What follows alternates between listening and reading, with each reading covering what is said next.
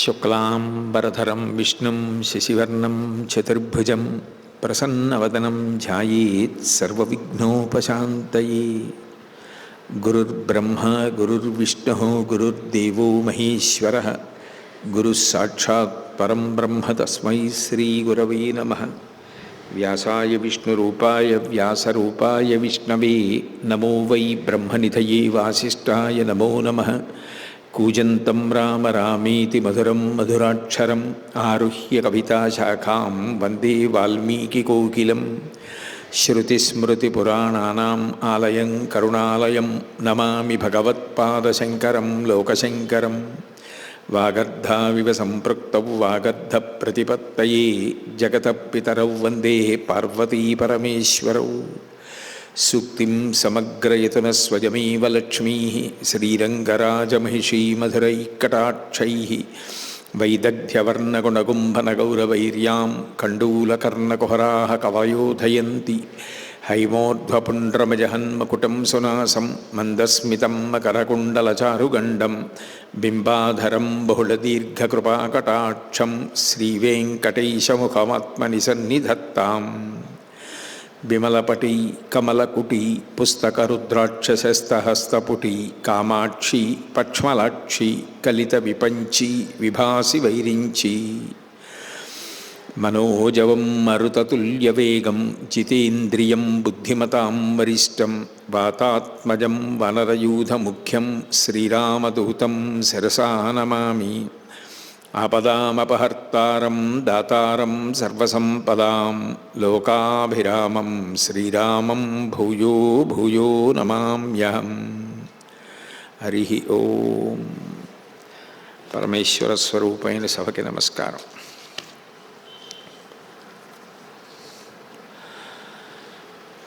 లక్ష్మణస్వామి రామచంద్రమూర్తి దగ్గరికి బయలుదేరి వెళ్ళిపోయారు.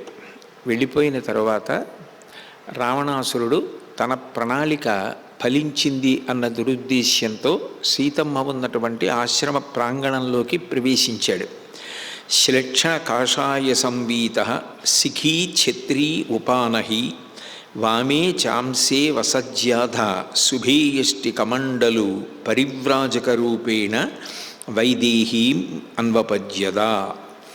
ఆ రావణాసురుడు మృదువైనటువంటి కాషాయ వస్త్రాన్ని ధరించాడు.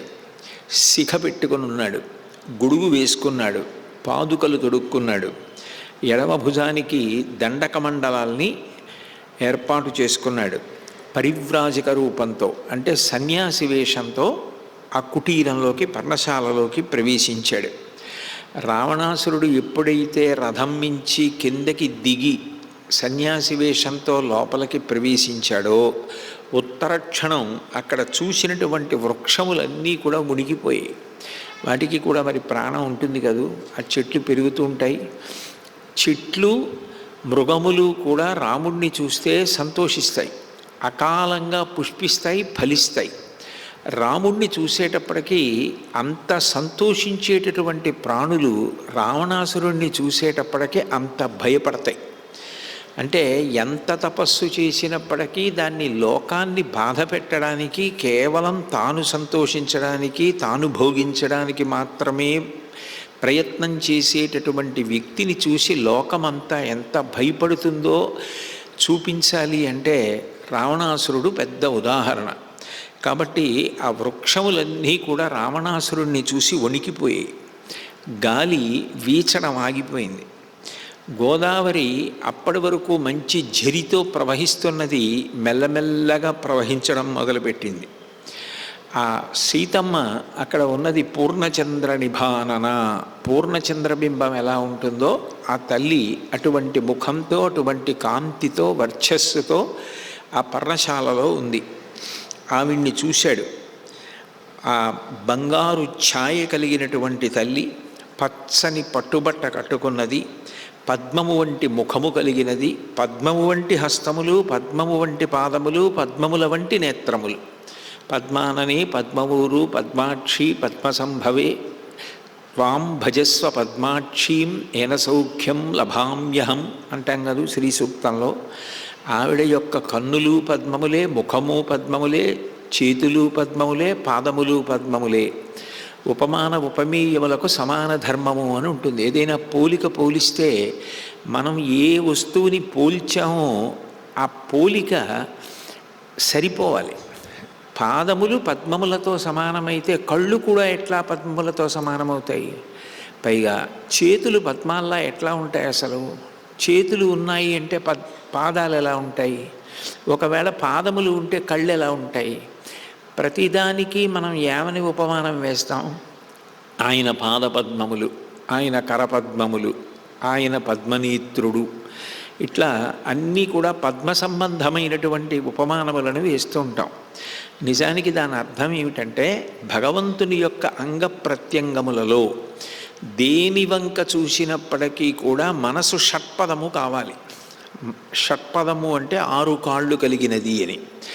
6 కాళ్ళు కలిగినది తుమ్మెద. మన మనసు కూడా షట్పదమే. ఎందుకని అంటే దీనికి కూడా 6 కాళ్ళు ఉంటాయి. పంచేంద్రియములతో కూడుకున్న మనసు షట్పదమై అది భగవంతుడనేటటువంటి మహానుభావుని యొక్క పాదముల మీద వాలినప్పుడు పద్మం మీద తుమ్మెద వాలి రసగ్రాహి అయి ఎట్లా ఆ లోపల ఉన్న మకరందాన్ని పానం చేస్తుందో అట్లా భగవంతుని యొక్క అంగప్రత్యంగములలో దేని వంక చూసిన, కళ్ళ వంక చూసిన, చేతుల వంక చూసిన, పాదముల వంక చూసిన ఒక గొప్ప ఆనంద ఝరి కలిగి సారగ్రాహి అయి తుమ్మెద అయి ఇక ఏ శబ్దం చేయకుండా తేనె తాగేటప్పుడు తుమ్మెద పువ్వు మీద ఎట్లా వాలి ఉండిపోతుందో అట్లా ధ్యానస్థితిలో ఉండిపోగలిగిన స్థితి నా మనసుకు కలగాలని కోరుకోవడం నిజానికి భగవంతుని యొక్క అంగప్రత్యంగములను పద్మములతో పోల్చడం. అంటే మన మనసు భృంగమైనది అని దానికి గుర్తు. అంతేగాని కళ్ళు పద్మాల్లా ఉంటే, చేతులు పద్మాల్లా ఉంటే, కాళ్ళు పద్మాల్లా ఉంటే ఎట్లా కుదురుతుంది? అందుకే మీరు చూడండి, పూజకంతటికీ ప్రాణం ఎక్కడుంటుంది అంటే ధ్యాన, ఆవాహన, ఈ 2. సాధారణంగా పూజ చేసేటప్పుడు సంకల్పం చెప్తే నేను నీరాజనం ఇస్తాను, తాంబూలం ఇస్తాను, లేకపోతే ఏదో భగవంతుడికి నైవేద్యం పెడతాను, ఇవన్నీ ఉపచారముల యందు చెప్పరు. ప్రధానంగా ఏది చెప్తారంటే ధ్యాన ఆవాహనాది షోడశోపచార పూజాంకరిష్యే. అవి మొదట వస్తాయి కాబట్టి ఒక అర్థం. ధ్యానము, ఆవాహన ఈ 2 పూజలో ప్రాణప్రదములు. అంతటా పరివ్యాప్తమైనటువంటి భగవంతుణ్ణి మీరు ఎట్లాంటి రూపంతో చూడాలని అనుకుంటున్నారు, ఆయన్ని ఎట్లా చూస్తున్నారు, ఆ మూర్తి మీ మనసు యందు ప్రతిష్ఠితము కావాలి. పూజలో విగ్రహాన్ని భగవంతుడిగా చూడడం చాలా గొప్ప, ఇక్కడ చూడడం చాలా గొప్ప, అంతకన్నా గొప్ప. అందుకని ధ్యాన, ఆవాహన. ఆవాహన అంటే ఆయన నిజంగా కరచరణాదులతో కదిలి వచ్చి అక్కడ కూర్చుంటే ఎట్లా ఉంటుందో అట్లా పూజ చేస్తున్నప్పుడు ఆ భావన పొందగలగడం. ఆయన వచ్చారు అన్న భావన మనసులో ఉండి పూజ చెయ్యాలి, అది ఆవాహన. ఇందులో మీరు గమనిస్తే అందుకే పూజలో ఒక విశేషమైనటువంటి ఉపచారాన్ని, ఒక భావనని, ఒక ధ్యాన స్థితిని అన్వయం చేస్తారు. దాన్ని అంగపూజ అంటారు. అధ అంగపూజ. అధ అంటే తర్వాత, అధ ద్వాదశోధ్యాయ అన్నట్లు. అధ అంగపూజ, తర్వాత అంగపూజ అని. అంగపూజ యందు భగవంతుణ్ణి పురుష రూపంగా చూస్తే పాదముల నుంచి తల వరకు చూస్తారు, స్త్రీ స్వరూపంగా చూస్తే తల నుంచి పాదముల వరకు చూస్తారు. అందుకే లలితా సహస్రనామం అమ్మవారి తల దగ్గర నుంచి పాదాలకు ఎడుతుంది. పురుషస్వరూపంగా భగవంతుణ్ణి చూస్తే పాదముల దగ్గర నుంచి తలవెడికెడుతుంది. భగవంతుడు పురుషుడా స్త్రీయా అంటే స్త్రీ పురుష నపుంసకమూర్తియును కాక తిర్య కమర నరాది మూర్తియును కాక కర్మ గుణభేద సదసత్ప్రకాశి కాక వెనుక నన్నియుతానగు విభుతలంతూ అంటారు. ఆయన నిజానికి స్త్రీ కాడు, పురుషుడు కాడు, నపుంసకుడు కాడు. ఆయన చిత్స్వరూపం, వెలుగుతున్నటువంటి కాంతిపుంజం. ఆయన మనలోనే ఉండి నడిపిస్తూ ఉంటాడు. మీరు ఏ భావన చేసి ఏ రూపంతో ఎట్లా మీరు అనుకున్నారో అటువంటి రూపంతో మీ పూజని స్వీకరిస్తాడు. అప్పుడు అంగపూజలో మీరు పాదముల దగ్గర నుంచి తల వరకు నిజానికి మీరు పెట్టుకున్న మూర్తిలో చూడడానికి అవకాశం ఉండదు. ఎందుకంటే యజమాని బొటనవేలు ఎంత ఉంటుందో అంతే ఉంటాయి మూర్తులు పూజలో. అంత స్పష్టంగా కనపడే అవకాశం ఉండదు. నిజానికి ఎక్కడ చూడాలంటే ఇక్కడ చూడమని దాని అర్థం. పాదౌ పూజయామి, గుల్భౌ పూజయామి, జానునీ పూజయామి, ఊరూం పూజయామి, కటిం పూజయామి, ఉదరం పూజయామి, వక్షస్థలం పూజయామి, స్కందౌ పూజయామి, హస్తాన్ పూజయామి, కంఠం పూజయామి, ఓష్ఠే పూజయామి, దంతాన్ పూజయామి, నాసికాం పూజయామి, లలాటం పూజయామి, కర్ణౌ పూజయామి, శిర పూజయామి. అంటే మీకు ఆ అవయవాలన్నీ కనపడుతుండాలి మనసులో. చిట్ట చివర సర్వాణ్యంగాని పూజయామి. ఏ చిట్టి చామంతి పూలు అంటారే, మంచి సువాసనతో చిన్న చిన్న ఉంటాయి, చాలా బాగుంటాయి. అట్లాంటి పువ్వులు దోషిడితో పైన పోసేస్తే ఎంత వేగంగా తలమించి కింద పడిపోతున్నాయో అంత వేగంగా మీరు భగవంతుణ్ణి తల నుంచి పాదముల వరకు చూడాలి. ఇక్కడ బయట అని కాదు. అంటే మనసుకి ఒక అభ్యాసం చేయిస్తారు. ఇక్కడే మీ ఇష్టమైనటువంటి దేవతని లేదా మీ యొక్క ప్రధానమైనటువంటి కులదేవత అంటారు, సింహాసనంలో ఎవరి ఉండి పూజ అందుకుంటారో వాళ్ళని చూడడం అభ్యాసం చేయిస్తారు. మనోనేత్రము చేత చూడగలగాలి. అందుకని పద్మంతో పోలుస్తారు. ఆవిడ స్వయంగా పరదేవత సీతమ్మ. అందుకు కదూ భూమిలోంచి పైకి లేచింది. అందుకని ఆమె అంగప్రత్యంగములు పద్మములతో సమానముగానే రావణాసురుడికి కనబడ్డాయి. కాబట్టి పచ్చని పట్టుబట్ట కట్టుకొని పద్మముల వంటి ముఖము, హస్తములు, పాదములు, నేత్రములతో ఉన్నావు. నువ్వు కిన్నెరకాంతవా, యక్షకాంతవా, గంధర్వకాంతవా? ఈ భూమి మీద నేను ఎప్పుడూ నీ వంటి సౌందర్య రాశిని చూసి ఉండలేదు. నువ్వెవరు? నువ్వు కీర్తికి అధిష్టానమా, కాంతికి అధిదేవతవా, ఐశ్వర్యానికి అధిదేవతవా, అప్సరసవా? ఓ మంగళప్రదురాలా, నీవెవరు నాకు చెప్పు. ఈ అరణ్యంలో ఇలా ఒంటరిగా ఏకాంతంగా ఇక్కడ ఎందుకు ఉండగలిగావు? యథార్థమునకు ఇక్కడ క్రూర మృగాలు తిరుగుతుంటాయి, కోతుల గుంపులు తిరుగుతుంటాయి, కొండముచ్చులు తిరుగుతుంటాయి, ఆ పైన రాక్షసులు తిరుగుతుంటారు. నువ్వు ఇంత సౌందర్య రాశివి ఒక్కదానివి ఈ దండకారణ్యంలో ఇట్లా ఒక పర్ణశాలలో ఉండడానికి కారణం ఏమిటి అంటే దంభము అంటారు. తాను చేసిన కుట్రే, తాను చేసిన ప్రణాళికే, తన కపటమే, కానీ ఏమీ తెలియనట్టుగా మాట్లాడడం. ఉండకూడని లక్షణాల్లో అదొకటి. అస్తమానం తనకేమీ తెలియనట్టుగా నటన చేస్తూ మాట్లాడుతూ ఉండడం. అది ఎప్పుడైనా బయటికి వచ్చిందనుకోండి, ఇంక ఎవరు నమ్మరు. ఆ తర్వాత హాస్యగాడి కింద చూస్తారు. ఎందుకనంటే మళ్ళీ ఎప్పుడైనా ఏదైనా మాట్లాడుతుంటే ఈయన యందు కపటం ఎక్కువ. తెలిసిన విషయాన్ని తెలిసినట్లు చెప్పడు, తనకు తెలియనట్లు మాట్లాడతాడు. ఇటువంటి కపటితో మనం ఎంత తక్కువ మాట్లాడితే అంత మంచిది. ఎందుకనంటే తనకి తెలిసిన్నట్టు ఉండడు, తెలిసున్నది చెప్పడు. కానీ మన దగ్గర నుంచి సమాచారాన్ని తీసుకోవడానికి ప్రయత్నం చేస్తుంటాడు. ఇప్పటికీ సమాజంలో కొంతమందికి ఈ ఉత్సుకత చాలా ఎక్కువ ఉంటుంది. దానివల్ల ఏం ప్రయోజనం ఉంటుంది అంటే ఏం ప్రయోజనమూ ఉండదు. కానీ ఇతరుల సమాచారాన్ని సమీకరించడం అంటే ఎంత సంతోషమో చెప్పలేను. అంత సమయం ఎట్లా ఉంటుంది అన్నది కూడా ఆశ్చర్యంగా ఉంటుంది. నిద్ర లేచిన దగ్గర నుంచి అన్నీ మాట్లాడి ఇతరుల యొక్క విషయాలన్నీ కనుక్కుని ఏం చేస్తావు? రామాయణం 4 సర్గలు చదువుకుంటే ఆత్మోద్ధరణ, ఓ మంచి పుస్తకం చదువుకుంటే ఆత్మోద్ధరణ, మంచి కీర్తనలు వింటే ఆత్మోద్ధరణ, మంచి వ్యక్తుల గురించి చదువుకుని వాళ్ళు జీవితంలో వృద్ధిలోకి వచ్చినటువంటి వైనాన్ని పరిశీలిస్తే సంతోషంగా ఉంటుంది. అంతేగాని అస్తమానం ఊరిలో ఉన్న వాళ్ళందరికీ సంబంధించిన సమాచారాన్ని సేకరించని వాడిలా, తెలియని వాడిలా మళ్ళీ వాళ్ళ దగ్గరికి వెళ్ళి అవన్నీ అడిగి దేనికి సమయాన్ని వృధా చేసుకోవడం? ఆ కపటం ఎప్పటికి పోతుంది ఇంకా. అంతే, అదో రాక్షస గుణం. కాబట్టి అట్లా ప్రవర్తిస్తున్నాడు రావణాసురుడు. మహర్షి గొప్పతనం ఏమిటంటే ఆయన ఎట్లా ప్రవర్తిస్తున్నాడో చెప్తారు. ఒకవేళ అది నచ్చి అట్లా ఉందాం అనుకుంటే అది రాక్షస ప్రవృత్తి. అట్లా మనం ఉండకూడదు. ఇది ఎంత అన్యాయమైనటువంటి విషయం. ఆవిడ ఎంత స్వచ్ఛంగా రుజుత్వంతో ఆవిడ మాట్లాడుతోంది, ఈయన ఎంత కపటంగా ఏమీ తెలియని వాడిలా మాట్లాడుతున్నాడు. ఇలా మనం ఉన్నా మనం కూడా రావణ బుద్ధితో ఉన్నట్లే కదా. కాబట్టి మనకెందుకు, ఒకవేళ మనకి తెలిసి ఉన్న విషయం అయితే అవునండి నేను కూడా విన్నాను, అని నువ్వు యథార్థంగా ఉన్నది ఉన్నట్టు మాట్లాడడం అలవాటు చేసుకోవాలి. ఒక పెద్దరికం, ఒక గాంభీర్యం, మాట చేత గౌరవం, ఇవన్నీ శీలవైభవం.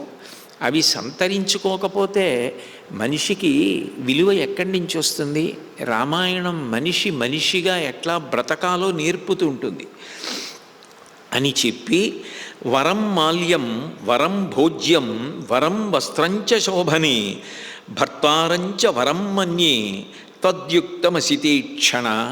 ఓ నల్లని కందులున్న సీతమ్మ, వరం మాల్యం, నువ్వు వేసుకోవలసినటువంటి పుష్పమాలలు సర్వోత్కృష్టములై ఉండాలి. వరం భోజ్యం, నువ్వు తినే పదార్థాలు సర్వోత్కృష్టములై ఉండాలి. అంటే మనసులో ఉన్న కపటం మాటల రూపంలో పైకొస్తోంది. నువ్వు ఈ అరణ్యవాసం చెయ్యడానికి కారణమైనటువంటి నీ భర్త నీ సౌందర్యం యొక్క విలువని, స్థాయిని తెలుసుకొని నిన్ను సుఖపెట్టడంలో వైఫల్యమును పొందినవాడు. కాబట్టి నువ్వు ధరించవలసినంత గొప్ప మాలలు ధరించలేదు. వరం భోజ్యం, శ్రేష్టమైనటువంటి పదార్థములను తినవలసిన దానివి. వరం వస్త్రంచ శోభని, గొప్ప వస్త్రములు కట్టవలసిన దానివి. నిజానికి ఆవిడే అందరికీ శ్రేష్టమైనది ఇవ్వగలిగిన లక్ష్మీస్వరూపం. ఆవిడ తప్ప ఇవ్వగలిగిన వాళ్ళెవరు? వేదం లక్ష్మీదేవి యొక్క 6 రూపాలని గుర్తిస్తుంది. సిద్ధలక్ష్మీర్ మోక్షలక్ష్మీర్ జయలక్ష్మీ సరస్వతి శ్రీర్లక్ష్మీ వరలక్ష్మీశ్చ ప్రసన్నా మమ సర్వదా. 6 రూపాలతో లక్ష్మి మమ్మలను అనుగ్రహించుగాక.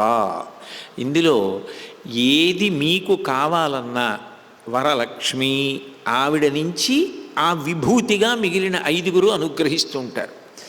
సిద్ధలక్ష్మి, చాలా మటుకు అవసరములన్నీ ఆవిడ చేత పూర్తయిపోతాయి.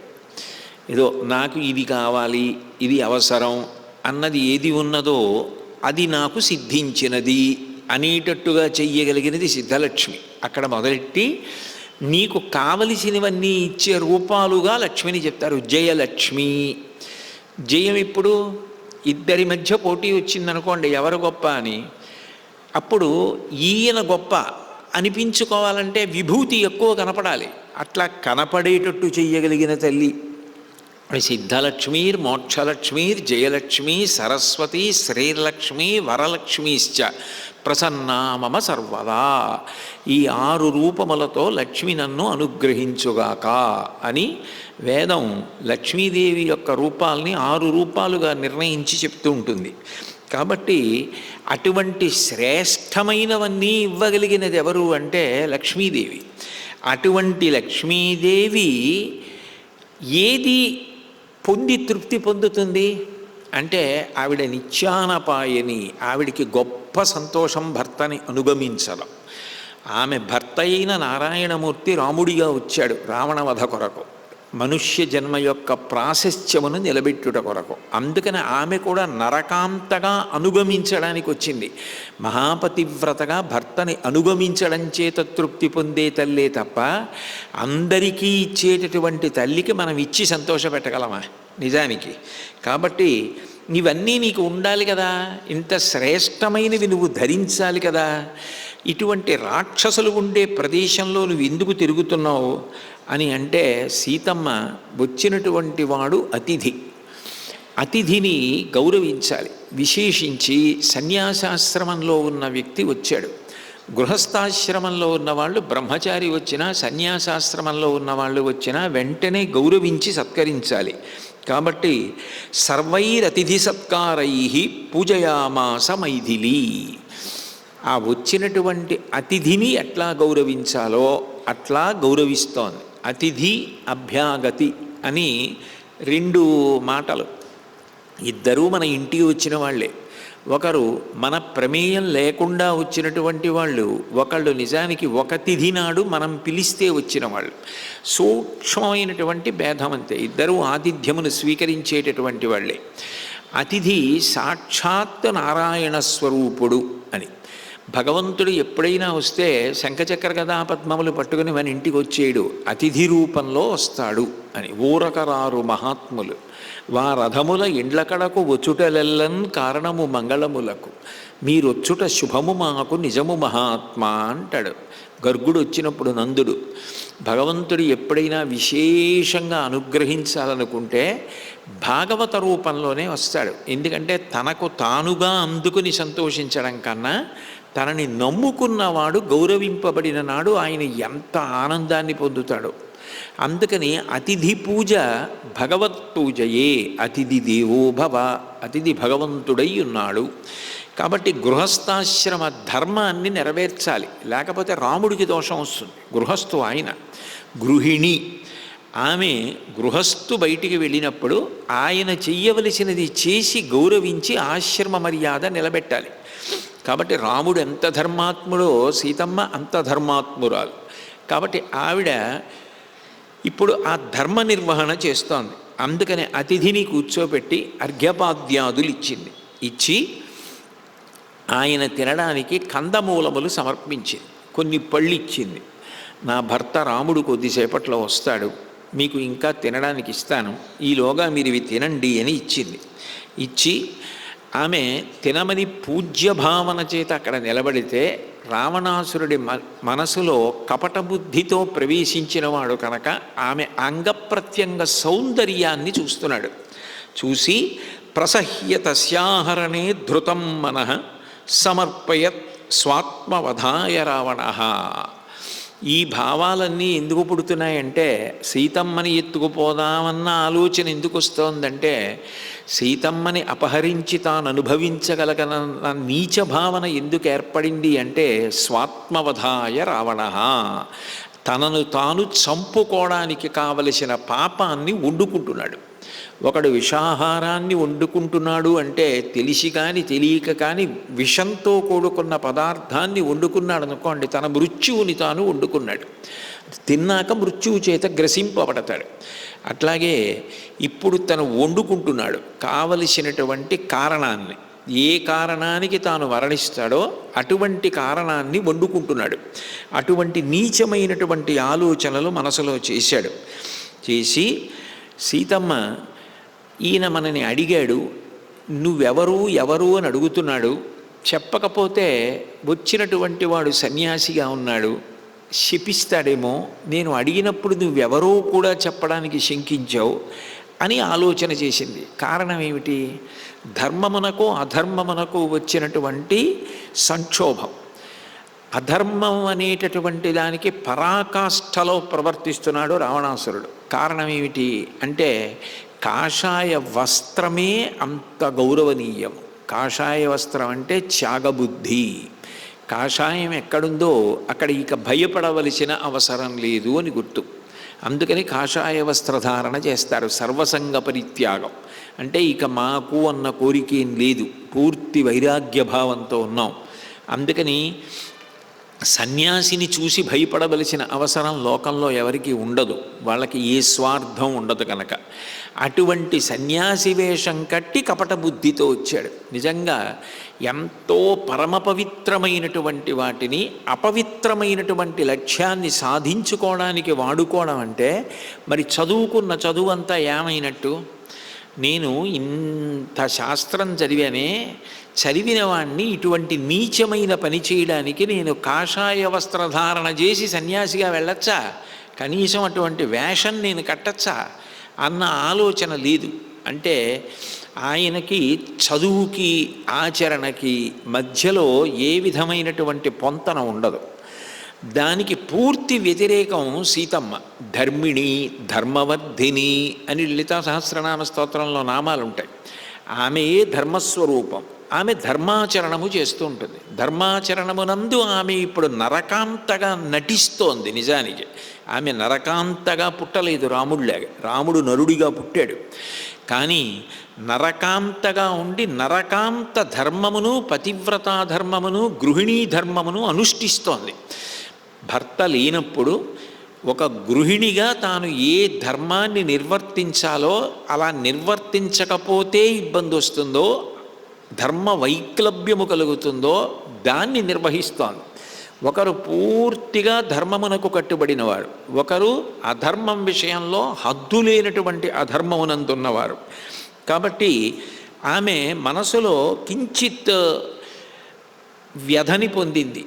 నేను ఇప్పుడు ఈయనకి అడిగిన ప్రశ్నకి జవాబు రూపంలో నా గురించి చెప్పకపోతే కోపాన్ని పొంది శాపం ఇస్తాడేమో అని. నిజానికి ఆమె మనస్థితి ఎలా ఉంది? చాలా సంకట స్థితిలో ఉంది, ఆందోళనలో ఉంది, ఉద్వేగంలో ఉంది. అటువంటప్పుడు ధర్మాచరణ చేయడం చాలా కష్టం. అంటే వ్యక్తిగతంగా వచ్చినటువంటి ఆందోళన కన్నా, ఉద్వేగం కన్నా, కష్టం కన్నా ధర్మాచరణము గొప్పది. నేను చెయ్యవలసిందే. అడుగడుగున ధర్మాచరణ చెయ్యడానికే పెద్దపీట వేస్తోంది సీతమ్మ. అడుగడుగున కపటానికి, అధర్మాచరణకి పెద్దపీట వేస్తున్నాడు రావణాసురుడు. ధర్మాధర్మముల యొక్క సంక్లిష్టత, సంక్షోభస్థితి.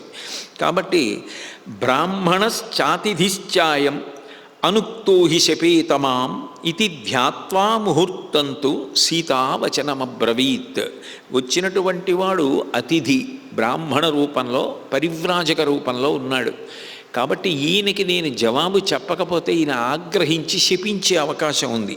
కాబట్టి నేను జవాబు చెప్పాలని దుహితా జనకస్యాహం మైథిలస్య మహాత్మనః సీతా నామ్నాస్మి భద్రంతే రామభార్యా ద్విజోత్తమః. నేను జనక మహారాజు గారి యొక్క కుమార్తెని, మైథిలస్య మహాత్మనః, ఆయన మిథిలా నగరాన్ని పరిపాలించేటటువంటి రాజు, ఆయన కుమార్తెని. సీతా నామ్నాస్మి భద్రంతే, ఓ మహానుభావుడా నీకు క్షేమమగుగాక, నా పేరు సీత, రామభార్యా ద్విజోత్తమ, నేను రామచంద్రమూర్తి యొక్క భార్యని. ఎప్పుడైనా ఒక ఇల్లాలు తన గురించి తాను చెప్పవలసి వస్తే చిట్ట చివర భర్త పేరు చెప్తుంది, తప్పనిసరి పరిస్థితి అయితే. అందుకని అదే ధర్మాన్ని పాటిస్తూ నువ్వు ఎవరు అని కదూ అడిగాడు. పుట్టింటి వైపు నుంచి కూడా తెలియాలని జనక మహారాజు గారితో మొదలుపెట్టి నేను రాముడి యొక్క ఇల్లాలిని అని చెప్పి ఆమె తతస్త్రయోదశే వర్షే రాజా మంత్రయత ప్రభు అభిషేచయితుం రామం సమేతో రాజమంత్రిభిః ఉషిత్వా ద్వాదశ సమ ఇక్ష్వాకూణాం నివేశనే భుంజానా మానుషాన్ భోగాన్ సర్వకామ సమృద్ధిని. నేను ఆ రాముణ్ణి వివాహం చేసుకొని దశరథ మహారాజు గారి యొక్క అంతఃపురంలో కోడలిగా నేను ఉన్నప్పుడు మనుష్యులు ఏ విధమైనటువంటి భోగాలు అనుభవిస్తారో వాటిని 12 సంవత్సరములు అనుభవించాను. అదేమిటి ఏమంటే మీకు విశాఖపట్నంలో ఎలా నడిచింది అని ఎవరైనా అడిగారు అనుకోండి, మనుష్యులు అనుభవించే భోగాలన్నీ నేను అక్కడ అనుభవించానండి అని అనుకోండి. నేను మనిషిని కానా? అది మనిషి కాకపోతే మనుష్యులు అనుభవించే భోగాలు నేను అనుభవించాను అనాలి. ఆవిడ ఏమంటోంది? భుంజానా మానుషాన్ భోగాన్, మనుష్యులు అనుభవించే భోగాలన్నీ నేను దశరథ మహారాజు గారి యొక్క కోడలిగా అంతఃపురంలో అయోధ్యలో అనుభవించాను అంది. అంటే ఆవిడ చెప్తున్నది పరమసత్యం చెప్తోంది. నేను దేవకాంతని, భూమి నుంచి పుట్టానన్న మాట అందులోకి అన్వయం. నేను మనుష్యకాంతని కాను, కానీ మనుష్యులు అనుభవించే భోగాలన్నీ అనుభవించేశాను 12 సంవత్సరాలు. ఒక అర్థం. నువ్వు ఏదో మంచి మాలిక వేసుకోలేదే, మంచి అన్నం తింటలేదా, మంచి నగలు పెట్టుకోవట్లేదా, నువ్వు ఇట్లా ఉండొచ్చా అని అడిగావు కదా. మనుష్యులు ఎన్ని భోగాలు అనుభవిస్తారో అన్ని భోగాలు నేను అనుభవించినవి, ఒక అర్థం. కాబట్టి ఉషిత్వా ద్వాదశ సమ ఇక్ష్వాకూణాం నివేశనే భుంజానా మానుషాన్ భోగాన్ సర్వకామ సమృద్ధిని అని 13వ సంవత్సరం వచ్చినప్పుడు రాముడికి పట్టాభిషేకం జరగాలనుకోవడం, అనుకున్నప్పుడు కైకమ్మ అడిగినటువంటి వరాలు, ఆ వరాలు అడిగిన కారణం చేత రాముడు దశరథ మహారాజు గారిని సత్యవనందు నిలబెట్టడానికి తనంత తానుగా బయలుదేరి అరణ్యవాసానికి రావడం, ఇవన్నీ చెప్పి ఒక మాట చెప్పింది. మమ భర్త మహాతేజ వయసా 25 18 వర్షాణి మమ జన్మని గణ్యతే. మేము ఆ తర్వాత బయలుదేరి అరణ్యవాసానికి వచ్చేసాం. అప్పుడు నా వయస్సు 18 సంవత్సరాలు, రాముడి వయస్సు 25 25 సంవత్సరాలు, అంటే 7 సంవత్సరాలు చిన్నది. రాముడి కన్నా కూడా సీతమ్మ. కాబట్టి నాకు 18 ఏళ్ళు, రాముడికి 25 ఏళ్ళు వయస్సు ఉన్నప్పుడు మేము అరణ్యవాసానికి బయలుదేరి వచ్చేసాం. రాముడు ఉత్తమమైనటువంటి శీలము కలిగినవాడు. ఆయన చేతకాక అరణ్యవాసమునకు వచ్చినవాడు కాదు. దద్యాన్న ప్రతిగృహ్ణీయాత్ సత్యం బ్రూయాన్న చానృతం ఏతద్బ్రాహ్మణ రామస్య ధ్రువం వ్రతమనుత్తమం. ఓ బ్రాహ్మణుడా, నా భర్త రామచంద్రమూర్తి ఉత్తమమైనటువంటి ఆచరణ కలిగినవాడు. ఆయన దద్యాన్న ప్రతిగృహ్ణీయాత్, ఒకరికి ఇవ్వడమే తప్ప ఆయన తీసుకోవడం ఉండదు. ఇచ్చిన దానిని మళ్ళీ పుచ్చుకోవడం అన్నమాట అసలే ఉండదు. సత్యం బ్రూయాన్న చానృతాత్, ఆయన ఎప్పుడూ కూడా అసత్యమును పలకడం. అంటే ఆచరణ యందు ధర్మానుష్ఠానమునందు రాముడికి రావణుడికి ఎంత తేడా ఉందో తెలుస్తోంది. కాబట్టి సత్యం బ్రూయాన్న చానృతం ఏతద్బ్రాహ్మణ రామస్య ధ్రువం వ్రతమనుత్తమం. ఆయన గొప్ప వ్రతాన్ని పాటిస్తూ ఉంటాడు. ఇది జీవితాంత వ్రతం. ఆయన ఎప్పుడూ వీటిని తప్పడు. తస్య భ్రాతాతు ద్వైమాత్రో లక్ష్మణో నామవీర్యవాన్ రామస్య పురుష వ్యాఘ్ర సహాయ సమరేరిహ. ఆ రాముని యొక్క తమ్ముడు దశరథ మహారాజు గారి రెండవ భార్య అయిన సుమిత్ర యొక్క కుమారుడు రాముణ్ణి ఎప్పుడూ కూడా అనుగమిస్తూ ఉంటాడు. ఆయన పురుష వ్యాఘ్రం అంటే అంతటి పరాక్రమోపేతుడు. అటువంటి వాడు రణరంగమునందు శత్రువీరులను పరిమార్చడంలో సిద్ధాస్తుడైనటువంటి లక్ష్మణుడు సర్వకాలములయందు రాముని వెంట ఉంటాడు. సభ్రాతా లక్ష్మణో నామ ధర్మచారీ దృఢవ్రత అన్వగచ్చత్ ధనుష్పాణి ప్రవ్రజంతం మయా సహా. అప్పటికి అంత ఉద్వేగంతో రాముడి కోసం మాట్లాడింది, కానీ నిజానికి లక్ష్మణుడి యందు అటువంటి మనసు కానీ అటువంటి అభిప్రాయము కానీ ఉన్నది కాదు సీతమ్మ. అయితే అట్లా కాకపోయినా అట్లా మాట్లాడచ్చా అంటే నిస్సందేహంగా లక్ష్మణస్వామి వంటి శీలవంతుని విషయంలో అది బాధాకరమైన విషయమే. అందులో ఇక రెండవ అభిప్రాయానికి తావు లేదు. కానీ సీతమ్మ మనసులో లక్ష్మణస్వామి మీద మాత్రం అది నిశ్చితాభిప్రాయము కాదు. అటువంటి భావన మనసులో ఆవిడికి లేనూ లేదు. కానీ అప్పటికట్లా మాట్లాడితే తప్ప లక్ష్మణుడు వెళ్ళడు, రాముడు ఆపదలో ఉన్నాడన్న భావన ఆమె పొందింది. ఏదైనా ఒకటి మాత్రం నిజం, రామకథ నడవాలి, రావణ సంహారం జరగాలి. లక్ష్మణుడు వెళ్ళకపోతే రామకథ నడిచే అవకాశం లేదు. దానికి ఒకే ఒక్క మార్గం ఏమిటంటే సీతమ్మ కఠినంగా మాట్లాడటమే. కాబట్టి సభ్రాత లక్ష్మణో నామ ధర్మచారీ దృఢవ్రత, ధర్మమును ఆచరించేవాడు, దృఢమైన వ్రతములను నిర్వహించేటటువంటి వాడు ఆయన తమ్ముడైనటువంటి లక్ష్మణుడు. అన్వగచ్చత్ ధనుష్పాణి ప్రవ్రజంతం మయా సహా. నేను రాముడితో కలిసి అరణ్యవాసమునకు వస్తున్నప్పుడు అవసరం లేకపోయినా ఈ తమ్ముడు లక్ష్మణుడు కూడా రాముణ్ణి అనుగమించి వచ్చాడు. ఆ లక్ష్మణుడి ప్రేమ అటువంటిది. జటీ తాపసరూపేణ మయా సహ సహానుజ ప్రవిష్టో దండకారణ్యం ధర్మనిత్యో జితేంద్రియ. లక్ష్మణుడు నేను వెంటరాగా తాపసి అయి రామచంద్రమూర్తి జటలు ధరించి కృష్ణాజినములను ధరించినటువంటి వాడై ఈ అరణ్యవాసమునకు వచ్చాడు. కాబట్టి ఇది నా కథ. అందుకని మేము ధర్మం కోసం అరణ్యవాసంలో ఉన్నాం. 14 సంవత్సరములు పూర్తయిపోతే మేము వెనక్కి వెళ్ళిపోతాం. నేను రాముని ఇల్లాలిని అని చెప్పింది. చెప్పగానే రావణాసురుడు ఏవం బ్రువంత్యాం సీతాయాం సంరబ్ధ పరుషం వచ లలాటే భ్రుకుటీం కృత్వా రావణ ప్రత్యువాచ. ఆ రావణుడికి రాముడు సీతమ్మ చేత పొగడబడడం మనసులో ఇష్టం ఉండదు. ఎందుకట్లా అంటే కామాతురాణం నభయం నలజ్జ. కామాతురత కలిగిన వాడికి ఎవరి ఎందు కామాతురత కలిగిందో వారు తననే అధికుడిగా భావించాలని ఒక అభిప్రాయం ఏర్పడుతుంది. కాబట్టి అటువంటి స్థితిలో ఆయన భృకుటిని ముడివేసి లలాటే భృకుటీం కుత్వా ఏవం బ్రువంత్యా సీతాయాం సంరబ్ధ పరుషం వచ. పరుషంగా మాట్లాడడానికి సిద్ధపడుతున్నాడు. నేను ఎవరో తెలుసా సీతమ్మ ఈ అరణ్యంలో ఒంటరిగా ఎందుకు తిరుగుతున్నావని నువ్వు నన్ను అడిగావు కదా. భ్రాతా వైశ్రవణస్యాహం సాపత్న్యో వరవర్ణిని రావణో నామ భద్రంతే దశగ్రీవ ప్రతాపవాన్. నేను వైశ్రవణుడు. వైశ్రవణుడు అంటే కుబేరుడు. నా సవతి తల్లి యొక్క కుమారుడు ఆయన. నా సవతి తల్లి కుమారుడైనటువంటి కుబేరుడికి నేను సోదరుణ్ణి. నేను 10 తలలు కలిగిన వాణ్ణి. ప్రతాపవాన్, గొప్ప ప్రతాపవంతుణ్ణి అన్నాడు. నిజానికి ఒక అన్న గురించి చెప్పేటప్పుడు ఆ అన్నని అనుగమించినవాడు, అన్నని గౌరవించినటువంటి వాడైతే అన్న పేరెత్తి మాట్లాడాలి.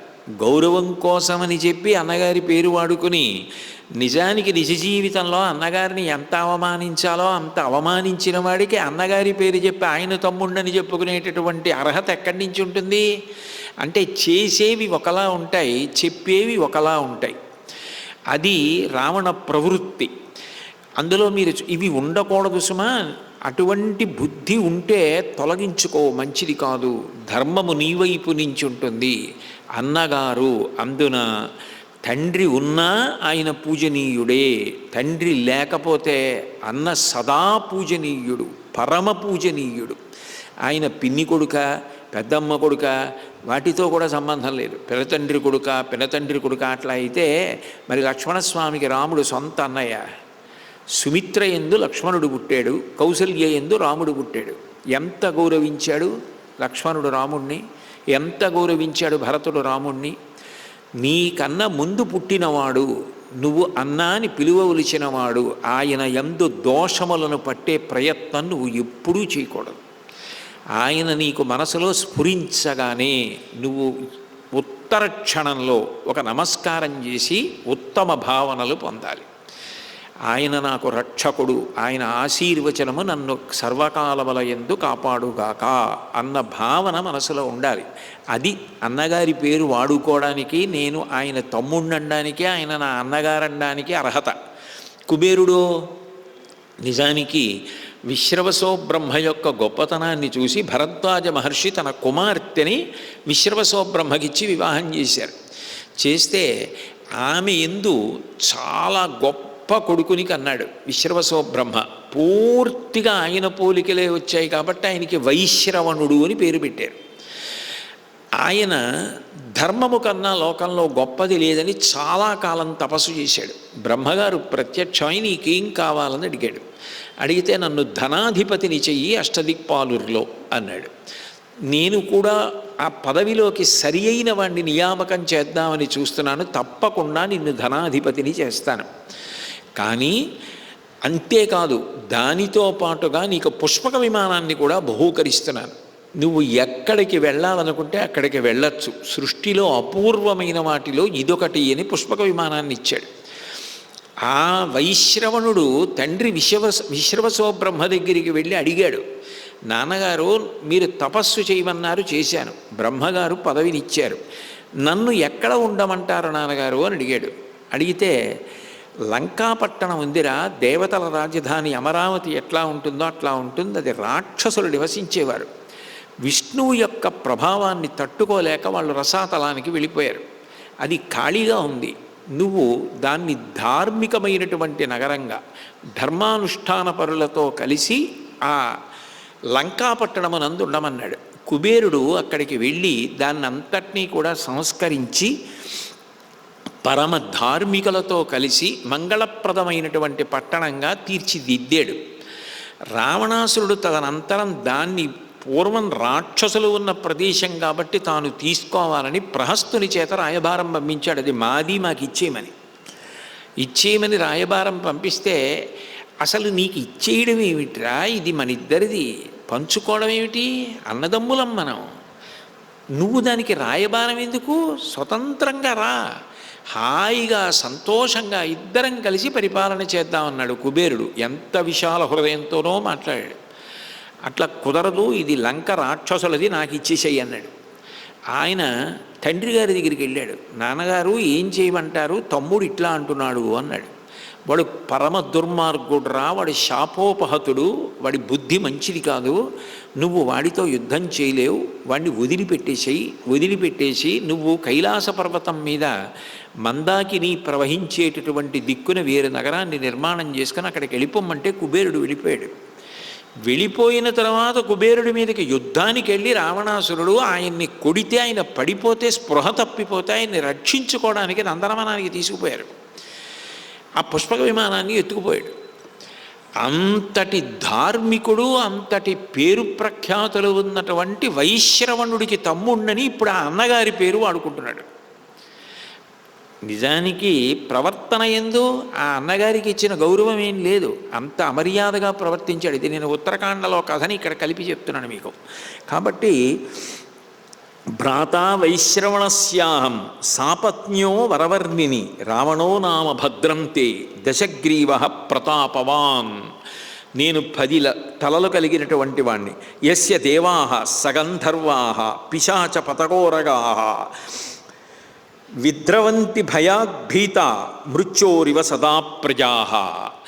జనులందరూ కూడా మృత్యు అన్న పేరు వింటే ఎట్లా భయపడిపోతారో, యమధర్మరాజు గారి పేరు వింటే ఎట్లా భయపడతారో అట్లా దేవతలు కానీ, గంధర్వులు కానీ, పిశాచములు కానీ, ఉరగములు, పాములు కానీ అందరూ కూడా నా పేరు చెప్తే హడిలిపోతారు. ఏన వైశ్రవణో రాజా ద్వైమాత్ర కారణాంతరే ద్వంద్వమాసాధిత క్రోధాత్ రణే విక్రమ్య నిర్జిత. నేను కారణాంతరముల చేత మా అన్నగారు కుబేరుడితో ద్వంద్వయుద్ధం చేశాను వైశ్రవణుడితో. అట్లా ఏం చేయలేదు ఆయన. చేసి నేను ఈ పుష్పక విమానాన్ని ఎత్తుకొచ్చాను అని చెప్పి, ఇప్పుడు నేను కైలాస పర్వతం ఎలా ఉంటుందో అటువంటి గొప్ప లంకాపట్టణమును నిర్మాణం చేసి అక్కడ నివసిస్తున్నాను. నిజానికి అది విశ్వకర్మ చేత నిర్మింపబడింది, అది రావణాసురుడు నిర్మించినది కాదు. పుష్పక విమానాన్ని పరాక్రమంతో సాధించాను. ఆ పుష్పక విమానంలో యథేచ్ఛగా ఎక్కడికి కావాలంటే అక్కడికి విహరించవచ్చు. నా పేరు చెప్తే దేవతలు కూడా పారిపోతారు, వాయుదేవుడు కూడా వీచడు, సూర్యుడు కూడా ఋతు సంబంధం లేకుండా చల్లగా ప్రకాశిస్తాడు, చెట్లు ఆకులు కూడా నా పేరు చెప్తే కదలవు, నదులు చాలా మందంగా ప్రవహిస్తాయి. నా లంకాపట్టణం దేవతల రాజధాని అమరావతి ఎట్లా ఉంటుందో అట్లా శోభిల్లుతూ ఉంటుంది. కాబట్టి నేను నిన్ను తీసుకుని వెళ్ళి ఆ లంకాపట్టణంలో సకలమైనటువంటి భోగములను అనుభవించేటట్టు చేస్తాను. కాబట్టి నువ్వు నాతో వచ్చేసేయి అన్నాడు. అని భుంజానామానుషాన్ భోగాన్ దివ్యాంశ్చవరవర్ణిని న స్మరిష్యసి రామస్య మనుషస్య గతాయుష. ఒక్కసారి నువ్వు కానీ నాతో లంకాపట్టణానికి వచ్చేసావా, ఇంకా భుంజానాం అనుషాన్ భోగాన్, మనుష్యులు ఎటువంటి భోగములు అనుభవిస్తారో అందులో అంతంత గొప్ప గొప్ప భోగములను అనుభవిస్తావు. దివ్యాంశ్చవరవర్ణిని, దేవతలకు కూడా అటువంటి భోగములు లభించవు, అటువంటివన్నీ లభిస్తాయి. న స్మరిష్యసి రామస్య, ఇక నీకు అసలు రాముడు గుర్తురాడు. మానుషస్య గతాయుష, కేవలం మనుష్యుడు, ఆయన ఆయుర్దాయం అయిపోయింది, అందుకే నా జోలికి వచ్చాడు. కాబట్టి ఇంకా రాముణ్ణి మర్చిపో, నాతో వచ్చేసి. ఎంత తేలిగ్గా మాట్లాడాడు. ఆయనకి తెలీదు ఏ మాటలు మాట్లాడకూడదో ఆ మాటలు మాట్లాడుతూ ఉండడం వల్ల మృత్యు కారణాన్ని వండుకుంటున్నాడు. ఇన్ని మాట్లాడకూడని మాటలు మాట్లాడితే తప్ప, సీతమ్మ అంత బాధపడితే తప్ప ఆయన మృత్యువుకి తగినంత కారణం దొరకదు. ఎందుకనంటే ఆయన తపశ్శక్తి అటువంటిది, అంత తేలికగా నిర్జించలేరు, అంత పాపాన్ని వండుకోవాలి. అది ప్రారంభం చేశాడు, అది తెలియట్లేదు. కాబట్టి మానుషస్య గతాయుష తేన కిం భ్రష్టరాజ్యేన రామేణ గతచేతస కరిష్యసి విశాలాక్షి తాపసేన తపస్విన. ఆ రాజ్య భ్రష్టుడైన రాముడి గురించి ఎందుకు ఆలోచిస్తావు? రామేణ గతచేతన, ఆయనకి బుద్ధి లేదు ఆ రాముడికి. కరిష్యసి విశాలాక్షి తాపసేన తపస్విన, అతను దీనుడు, రాజ్యం పోయింది, ఒక తాపసిగా అరణ్యాల్లో తిరుగుతున్నవాడు. అటువంటి మునివేషం కట్టిన వాడితో నువ్వు ఏ సుఖాన్ని అనుభవిస్తావు? నేను రాక్షస ప్రభువుని. అంగుల్యాన సమో రామో మమ యుద్ధే సమానుష తవ భాగ్యేన సంప్రాప్తం భజస్వ వరవర్ణిని నిజానికి నా వేలుకు కూడా సరిపోడు రాముడు యుద్ధంలో, నేను అంతటి పరాక్రమవంతుణ్ణి. అయితే ఇంత మోసం ఎందుకు చేశాడు, ఇంత కపటం ఎందుకు, రాముడితో యుద్ధం చేయొచ్చుగా. కాబట్టి వేలుకి కూడా రాముడు సరిపోడు. తమ భాగ్యేన సంప్రాప్తం, నీ అదృష్టం ఏమని చెప్పను సీత, నీ యందు నాకు మోహం కలగడం, నేను ఇక్కడికి రావడం నీ అదృష్టం పండిందనడానికి గుర్తు. ఎంత కపటంగా మాట్లాడతాడో. రామాయణం చెప్పేటప్పుడు కొన్ని చెప్పకుండా ఉండలేక చెప్పడం, కానీ నిజానికి ఇవి ఎలా చెప్పాలా అనిపిస్తుంది. చెప్పేటప్పుడు కూడా ఇవి చెప్తున్నామే అని బాధ కలుగుతుంది. కానీ రామాయణాంతర్గతం కదా, వాడి పాపం వాడు వండుకోవడం కదా మనం చెప్తున్నాం. వాడు వండుకోకపోతే ఎలా చచ్చిపోతాడు యుద్ధకాండలో, అందుకని వాడు వండుకోవడం కూడా చెప్పాలి కదా అని చెప్పడం. కాబట్టి సీతమ్మంది, నువ్వు కుబేరుడి సోదరుడిని అంటున్నావు, ఈ అకార్యం ఎట్లా చెయ్యాలనుకుంటున్నావు, నీ మనసులోకి ఇంత నీచమైనటువంటి బుద్ధి ఎట్లా వచ్చింది, క్రూరత్వం, దుర్బుద్ధి, ఇంద్రియ నిగ్రహం లేనివాడివి, ఇటువంటి వాడివి రాక్షసులతో కలిసి రామచంద్రమూర్తి చేతిలో నశించిపోతావు అంటే రావణుడు అన్నాడు, నా గొప్పతనాన్ని ఎంత చెప్పినా నువ్వు అర్థం చేసుకోలేకపోతున్నావు.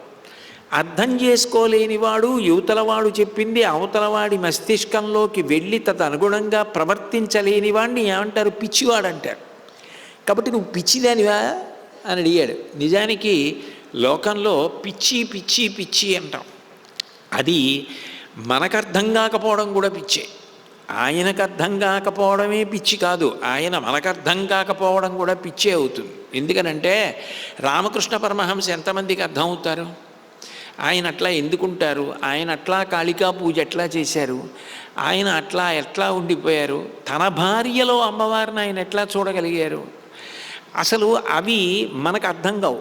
మనకు అర్థం కావు కాబట్టి రామకృష్ణ పరమహంసని కొంతమంది ఏమంటారంటే ఆయన పిచ్చివాడిలా ప్రవర్తించేవాడండి అంటారు.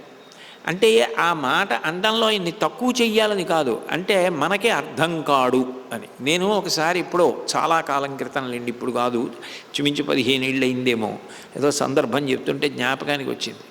నేను ఒక చలనచిత్రానికి వెళ్ళాను.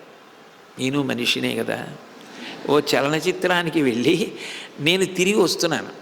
అప్పుడు నాకు ద్విచక్ర వాహనం ఒకటి ఉండేది, దాన్ని జాగ్రత్తగా ఎక్కి, మీకు తెలుసుగా చలనచిత్రం విడిచిపెట్టినప్పుడు ఎంత హడావిడిగా ఉంటుందో, అదేం గబగబా వెళ్ళిపోవడానికి అవకాశం ఉండదు. నేను మెల్లిగా బయటకు వస్తున్నాను. వస్తుంటే పక్కన పెద్ద మురుగుడు కాలువ ఒకటి ఉంది. ఆ మురుగుడు కాలువ దగ్గర ఎవరో మంచినీళ్ళు తాగేసినటువంటి ఒక 2 చాలా అల్పంగా ఉన్నటువంటి పాత్రల్ని పెట్టుకున్నాడు, ఎంగిలి పాత్రలను ఒక ఆయన పెట్టుకుని ఒక దాంట్లోకి మురుగుడు కాలువలో నీళ్లు తీసుకున్నాడు. తీసుకుని ఆయన ఆచమనం చేస్తున్నాడు. నేను ఆశ్చర్యపోయాను ఆయన్ని చూసి. ఎందుకనంటే నిజంగా శాస్త్రీయమైన ఆచమనం ఎట్లా చేస్తారో అట్లా ఆయన ఈ 2 కాళ్ళు పైకెత్తి 2 మోకాళ్ళ మధ్యలోకి చేతులు పెట్టుకొని నీళ్లు 3 మాటలు అట్లా చివరి భాగంలోంచి, చేతి చివరి భాగానికి కింది పెదివి ఒకటే తగల్చి చప్పుడు అవ్వకుండా పుచ్చుకొని ఆయన మార్జనం చేసుకుంటున్నాడు. శరీరంలో ఆచమనం చేసినప్పుడు ఏ అవయవాల్ని తడి చేతితో స్పృశించాలో వాటన్నింటినీ స్పృశిస్తున్నాడు. ఇంకా అంతకన్నా నేను అక్కడ ఉంటే వెనక వాళ్ళందరూ చప్పుడు చేసేరు కదలమని నేను వెళ్ళిపోయాను. అప్పుడు నేను అనుకున్నాను, పిచ్చివాడంటే మనకు అర్థం కానివాడు కూడా పిచ్చివాడే అనిపించింది నాకు. ఎందుకనంటే ఆయన మనకెందుకు అర్థం అవుతాడు, శివుడికి పిచ్చివాళ్లలో పెద్ద పిచ్చివాడని పేరు, ఉన్మత్త శేఖరాయ నమః అని ఆయనకు నామం ఉంది. ఎందుకంటే శివుడు ఎందుకు అర్థం అవుతాడు, శివుడు అర్థమైతే ఇంకేమైనా ఉందా. పునకల పేరు కంఠమున భూరి భుజంగము భూషణంబుగా నయము భస్మధారణము ఎద్రి నివాసము మీరు విల్లుగా అనువుగా దంతి చర్మమును హస్తములందు కపాలశూలముల్ పడిబడిదాల్తు శంకరు కృపావరు రూపమును ఆశ్రయించదన్నంటారు. మెళ్ళో పుర్రెల మాల వేసుకుని ఉంటాడు. ఏమిటి ఆయన కర్మ, ఆయనకు గొలుసు చేయించేవాళ్ళు లేరా, ఎందుకు ఆ పుర్రెల మాల అంటే ఆయన అర్థం అవడు కాబట్టి ఆయన పిచ్చేడండి అలా ఉంటాడు అనేస్తాం. నిజానికి ఆయన పుర్రెలమాల ఎందుకు వేసుకుంటాడో శంకరాచార్యులు వారు చెప్పారు. బ్రహ్మమస్తకావళీ నిబద్ధతే నమ శివాయ అని సృష్టి చేసినప్పుడు మొట్టమొదట చతుర్ముఖ బ్రహ్మగారిని సృష్టిస్తారు. సృష్టించి సృష్టి చేయమన్నాడు ఆయన. ఎందుకంటే మహాప్రళయంలో లోకాలన్నీ ఆయనలో గడిపోతాయి. పునఃసృష్టిలో ముందు బ్రహ్మని సృష్టించి సృష్టి చేయమన్నాడు. ఆ బ్రహ్మగారు కూడా ఒక ఆయుర్దాయం అయిపోయిన తర్వాత పడిపోతాడు. పడిపోయినప్పుడు అయ్యో అందరికన్నా ముందొచ్చినవాడు, వేదాన్ని ప్రమాణం చేసుకుని సృష్టి చేసినవాడు, ఈయన పుర్రె కూడా ఇట్లా రుద్రభూమిలో పడిపోయి ఉండిపోతే ఎట్లా అని దానికి ఒక గౌరవ విద్దామని తీసి తలపకి గుచ్చి మెడలో వేసుకున్నాడు. అట్లాంటి బ్రహ్మకపాలాలు ఎన్నైపోయాయో మెడలో వేసుకునే ఉన్నాడు. అంటే ఎన్ని యుగాలు దాటిపోయాయో, ఎంతమంది బ్రహ్మలు వచ్చారో, ఎంత సృష్టి జరిగిందో, కానీ శాశ్వతుడెవరు అంటే శివుడు. ఆయన మాత్రం అట్లాగే ఉండిపోయాడు, కాలాతీతుడు. అందుకది ఉజ్జయిన్లో మహాకాళుడు అని పేరు. కాబట్టి కాలాతీతుడైనటువంటి పరమేశ్వరుడిని చెప్పడానికి ఆయన పురుకలమాల మెళ్ళో వేసుకుంటాడు. అది మనకు ఎక్కడ అర్థమవుతుంది? మనకు అర్థం కాకపోయినా పిచ్చివాడనే అంటాం. సీతమ్మ రావణాసురుడికి ఎందుకు అర్థమవుతుంది? ఆవిడ పాతివ్రత్యం ఎందుకు అర్థమవుతుంది? ఏదైనా వదిలిపెట్టి భోగం అనుభవించేయడమే రావణాసురుడికి తెలుసు. ఏదైనా త్యాగం చేసి ధర్మాన్ని అనుష్ఠించడమే సీతమ్మకి తెలుసు. కాబట్టి పిచ్చిదానిలాగే కనపడుతుంది. నా గొప్పతనం ఎంత చెప్పినా వినవు, పిచ్చిదానివా? నేను ఎంతటి వాడినో తెలుసా? ఆకాశంలోకి నిలబడి ఈ భూమిని 2 చేతులతో పైకెత్తేస్తాను, సముద్రాన్నంతటినీ త్రాగేస్తాను, మృత్యువుని కూడా చంపేస్తాను. అయితే ఏమిటి? దానివల్ల ఏమిటి? నువ్వేం చేశావు, ఎంతమందికి ఆదర్శవంతమయ్యావన్నది గొప్ప. రామకృష్ణ పరమహంస కలకత్తాలో గంగానది మీద పడవలో వెడుతున్నారు, ఇట్నించటు. ఇంకొక ఆయన గంగానది మీద నీళ్ల మించి నడుచుకుంటూ వెళ్ళాడు. పరమహంస అటువైపు కిందకి దిగారు. ఈయన అవతల ఒడ్డు మీద కాళ్ళేసి వచ్చి పరమహంస పరమహంస అని పిలిపించుకుంటావు, చాలా గొప్పవాడని అందరూ నిన్ను కీర్తిస్తారు, పడవలో వెళ్ళావు గంగ దాటి, నేను గంగ మీద నడిచొచ్చాను, ఎవరు గొప్ప అన్నాడు. అంటే పరమహంస నమస్కారం చేసి అన్నారు, మీరు చాలా గొప్పవారు, లేకుంటే గంగ మీద ఎలా నడిచొస్తారు? కానీ నాకు జాలేస్తున్న విషయం ఏమిటంటే ఎంత తపస్సు చేస్తే వచ్చిన సిద్ధులు, ఈ వీటిని ఇంత చిన్న కారణానికి ఖర్చు పెట్టేసి గంగ మీద నడిచారా? నేను పావలా ఇచ్చి పడవలో వెళ్ళిపోయాను, మీరు చేసిన తపస్సంతా కలిపి పావలా కాసుకి సమానం చేశారా అని అడిగారు. అక్కడతో సరిపోయింది. కాబట్టి నేను భూమిని పైకెత్తుతాను, సముద్రాన్ని త్రాగుతాను, మృత్యువుకి మృత్యువిని, పశ్యమాం కామదం పతిం. ఆయనే ప్రకటించేసుకున్నాడు. మా వాళ్ళెవరో అనుమతి ఇచ్చారు కాబట్టి మీ సభలో మేము ఇది చేస్తాం అంటే ఎట్లా ఉంటుందో. ఇప్పుడు మా వాళ్ళు తీసుకురమ్మన్నారని మీ ఇంట్లో వెండి బింది నేను అట్టుకుపోతానంటే, అదే మీ వాళ్ళు అనుమతిస్తే మా ఇంట్లో వెండి బింది నువ్వు ఎలా పట్టుకుపోతావు? నేను అనుమతిస్తే నువ్వు నా ఇంట్లో వెండి బింది తీసుకెళ్ళాలి. మా వాళ్ళు అనుమతించారు, వెళ్ళి సభలో ఇది చేయమన్నారని, అందుకని మేము వచ్చామంటే ఎంత అసందర్భంగా ఉంటుందో అంత అసందర్భంగా ఉంటుంది రావణాసురుడు చెప్పేటటువంటి మాట. కాబట్టి పశ్యమాం కామదం పతిం, తనకి తానే ప్రకటించేసుకున్నాడు, నీ భర్తని కోర్కెలు తీర్చేవాణ్ణి కాబట్టి నా వంక చూడు. సంరక్తనయన శ్రీమాన్ తప్తకాంచనభూషణ క్రోధేన మహతావిష్టో నీలజీమూత సన్నిభ దశాస్య కార్ముకీ బాణి బభూవ క్షణదాచర. రావణాసురుడు తన యథార్థమైనటువంటి రూపంలోకి వెళ్ళిపోయాడు. పరివ్రాజక రూపాన్ని విదిలిపెట్టి ఎర్రటి కళ్ళు, విశేషమైన కాంతి, బాగా కాల్చి పుటం పెట్టినటువంటి బంగారంతో చేయబడిన ఆభరణములు ధరించిన వాడై విశేషమైన క్రోధంతో. ఎందుకు క్రోధం అంటే భగవద్గీతలో చెప్తారు కదా, ధ్యాయతో విషయాన్ పుంసః. పురుషుడు ఏదైనా ఒక విషయం మీద మరులుగుంటే ఇంకా దాని గురించే ఆలోచన చేస్తాడు. ధ్యాయతో విషయాన్ పుంసః సంగాత్ సంగోపజాయతే. దానితో అట్లా సంఘాన్ని పొందినటువంటి కారణం చేత కామము పుడుతుంది. ఆ కోరిక తీరలేదనుకోండి, అవతల వాళ్ళు మనకి ఆనుకూల్యతని ప్రకటించలేదనుకోండి, క్రోధోభిజాయితే క్రోధాద్భవతి సమ్మోహ సమ్మోహ స్మృతిమిభ్రమ స్మృతిభ్రంశాత్ బుద్ధినాశో బుద్ధినాశాత్ ప్రణశ్యతి. కాబట్టి ధ్యాయతో విషయాన్ పుంసః సంగత్ శేషూపజాయతే సంగాత్ సంజాయతే కామః కామాత్ క్రోధోభిజాయతే. ఒక వస్తువు మీద కామం కలిగి ఆ కామం తీరకపోతే క్రోధం పుడుతుంది. ఎంత చెప్పినా, ఇంత గొప్పవాణ్ణని చెప్పినా ఆ రాముణ్ణే స్మరిస్తుంది ఏమిటి, నన్ను ధిక్కరిస్తుంది ఏమిటి? అందుకని క్రోధంతో కళ్ళు ఎర్రబడ్డాయి.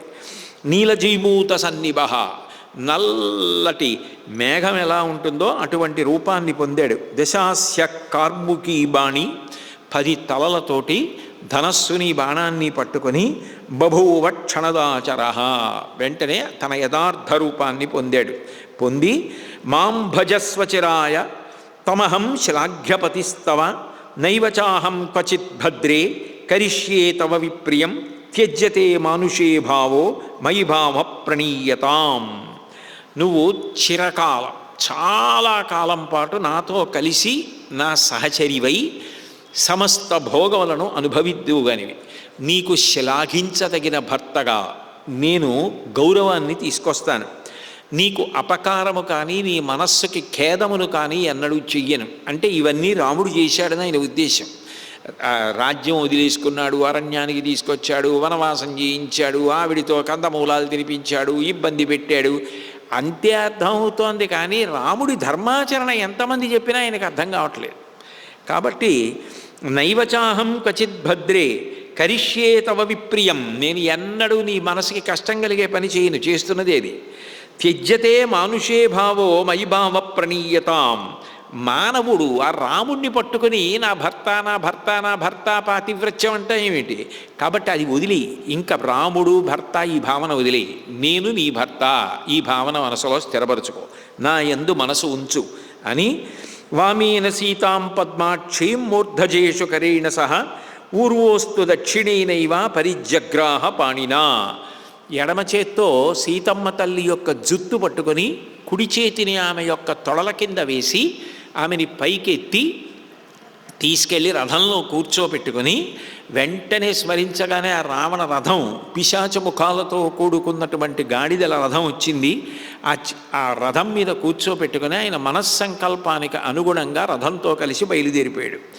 వెంటనే ఆ తల్లి హాసి రామ హా లక్ష్మణ అని అరుస్తూ ఏడుస్తూ, మీరు దూరంలో ఉన్నారు, ఈ దురాత్ముడు ఎవడో నన్ను అపహరిస్తున్నాడు, నేను మూర్ఛ చెంది ఉన్నాను, మీ చేతనే రక్షింపబడవలసిన దానను, నా రక్షణ నేను ప్రయత్నం చెయ్యవలసింది కాదు, కాబట్టి మీరు వెంటనే వచ్చి నన్ను రక్షించండి అని గట్టిగా అరుస్తూ అక్కడ కనబడిన కొండగోగు చెట్టుని, ప్రస్రవణ పర్వతాన్ని, గోదావరి నదిని, ప్రాణుల్ని, మృగాల్ని, పక్షిగణాల్ని వీటన్నింటినీ కూడా ఆమె ప్రార్థన చేస్తోంది. నువ్వు సస్యము వృద్ధిలోకి వచ్చి ఒక పంట పండాలంటే దానికి కాలము పడుతుంది. అట్లాగే నువ్వు చేసినటువంటి కర్మ ఇప్పుడు ఏదైతే ఉందో, ఏది నన్ను అపహరణ అన్న పని చేస్తున్నావో దీనికి ఫలితము కాలంలో వస్తుంది. ఒక విత్తనం వేసి మొక్క వచ్చిన తర్వాత వెంటనే కాయో పండో రమ్మంటే వస్తుందా? ఎట్లా వస్తుంది? కబీర్దాస్ గారు అంటారు, ధీరే ధీరే రేమన ధీరే సబకుచ హోయ్ మాలీ సీంచే సౌగరే ఋతువాయే ఫల్ హోయ్. మొక్క వేసి తీసుకొచ్చి నూతిలో నీళ్ళన్నీ పోసేస్తే మర్నాటికి మామిడికాయలు వస్తాయా?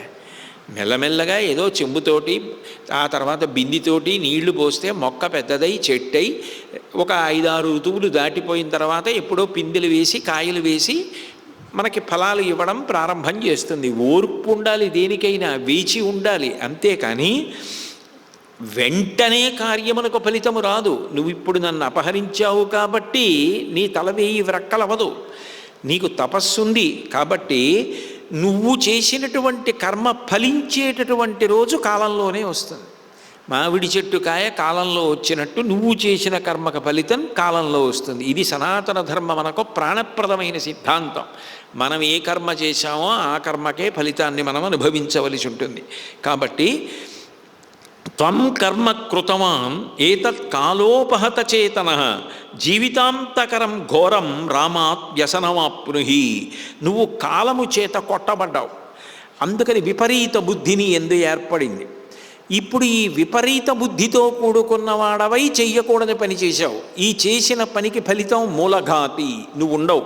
కాబట్టి ఫలితం ఏ రాముని ఇల్లాలని అపహరిస్తున్నావో ఆ రాముని చేతిలోనే మరణిస్తావు అని చెప్తున్నా వినకుండా ఆమెను అట్లాగే అదిమి పట్టి తీసుకుపోతున్నాడు. ఆమె ఆక్రోశించి అరుస్తుంటే అక్కడ నిద్రపోతున్న జటాయువు మేల్కొన్నాడు.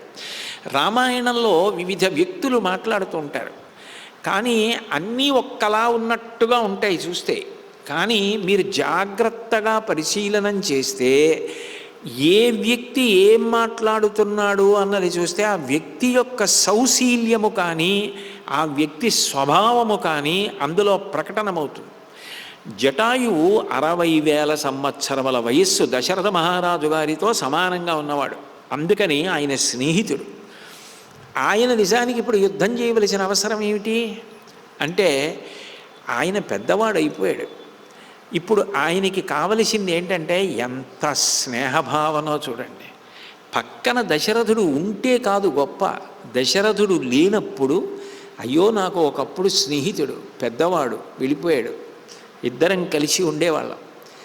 ఇప్పుడు ఆయన కోడలు ఇబ్బందిలో ఉంది, అరణ్యంలో ఉంది.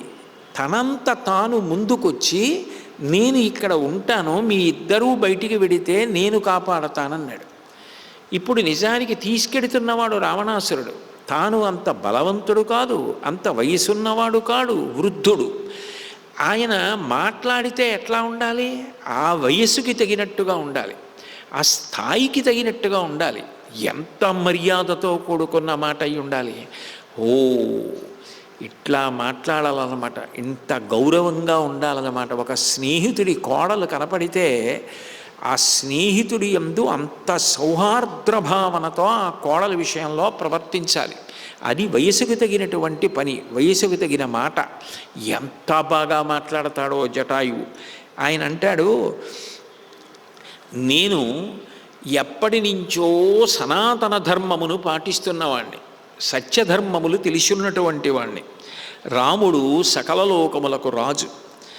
మహేంద్ర వరుణులు ఎంత గొప్పవారో రాముడంతటి వాడు, లోకము యొక్క హితమును కోరుకునేవాడు. ఈమె ఆ రాముని ధర్మపత్ని.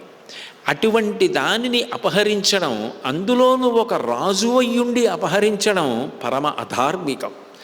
రాజు ఏం చేయాలి? ఎక్కడైనా ఎవరైనా దీనులు ఉంటే, తమని తాము రక్షించుకోలేని వారు ఉంటే, ఆపదకి లోనైతే రాజు రక్షించాలి.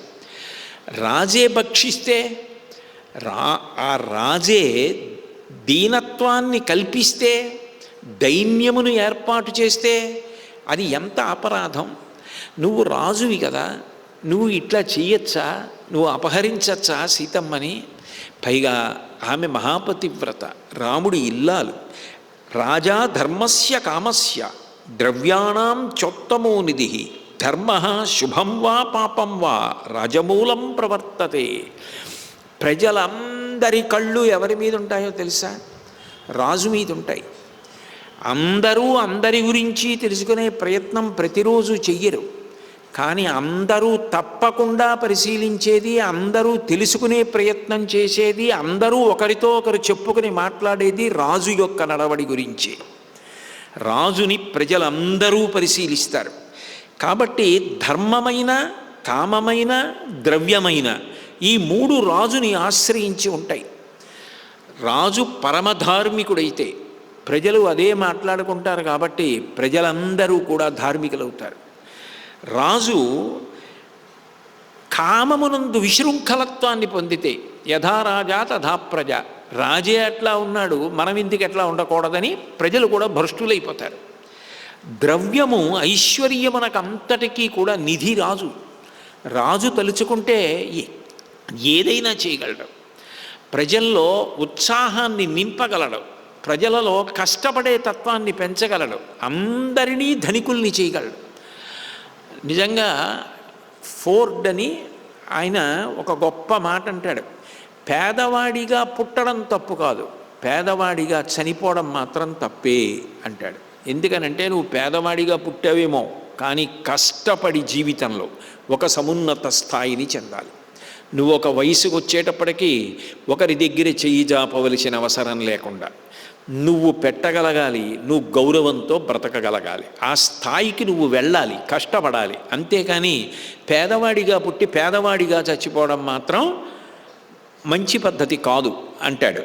అట్లా లోకంలో ఎవరికి వారు బాగా మనం సంపాదించుకొని ఆర్థిక పరిపుష్టి పొందాలి అని ఉత్సాహమును పొందేటట్టు, ఉత్సాహానికి తగినట్టుగా సహకారం ఇచ్చి ప్రజలందరూ ఐశ్వర్యవంతులయ్యేటట్టు చెయ్యగలిగినంత ద్రవ్యనిధి ఎవరు? రాజు. ఇవన్నీ రాజు చేయవలసినవి. అంటే రాజు ఎంత శక్తికి కారకుడు. అటువంటి రాజు అనుక్షణం తన నడవడిని పరిశీలించుకుంటూ ఉండాలి. అంత అవసరం ఇంకెవరికీ ఉండదు. అంత అవసరం ఉన్నవాడు ఎవరైనా ఉంటే రాజు ఒక్కడే. అటువంటి స్థితిలో నువ్వు ఉన్నావు, కానీ నువ్వు చేస్తున్నది ఏమిటి? అప్పుడు నీ వలన నీ దేశము కానీ నీ దేశవాసులు కానీ ఎట్లా సౌభాగ్యాన్ని పొందుతారు? ఇది రాముడికి తెలిస్తే ఇక లంక ఉంటుందా? నువ్వు ఉంటావా? లంకావాసులు ఉంటారా? ఎందుకు ఇటువంటి అపరాధం జోలికెడతావు? ఎంత గొప్పగా మాట్లాడుతున్నాడు. తన వయసుకి తగినట్టు మాట్లాడతాడు, నిర్భయంగా మాట్లాడతాడు. ఎందుకనంటే బతికినన్నాళ్ళు బ్రతికాను. మా చిన్నతనంలో ఈ మాట ఎక్కువ వినపడుతుండేది. బ్రతికినన్నాళ్ళు బ్రతికానండి, ఇప్పటికైనా ధైర్యంగా చెప్పపోతే ఎలా అనేవారు. అంటే ఎన్నాళ్ళు బ్రతికానో అంతకాలం మాత్రం బ్రతక, అంతవరకు మాత్రం వాస్తవం. ఇప్పుడు నా వయసు ఎంతో అన్ని సంవత్సరాలు మాత్రం ఇంకా బ్రతికొండడం కల్లా. కాబట్టి ఇక ఈ మిగిలిన కాలంలోనైనా ధైర్యంగాను సంతోషంగాను ఏది చెప్పాలనుకుంటున్నానో, ఏది శాస్త్రీయం అనుకుంటున్నానో అది చెప్పలేకపోతే అనవసరం అన్నది ధృతి, ధైర్యం. అంటే నాకుందని కాదు, ఉండాలని జటాయు అన్నాడని నేను చెప్తున్నాను. కాబట్టి ధర్మమునకు కామమునకు ద్రవ్యమునకు నిధి రాజు. నువ్వు సక్రమమైన ప్రవర్తన పొంది ఉండాలి కదా.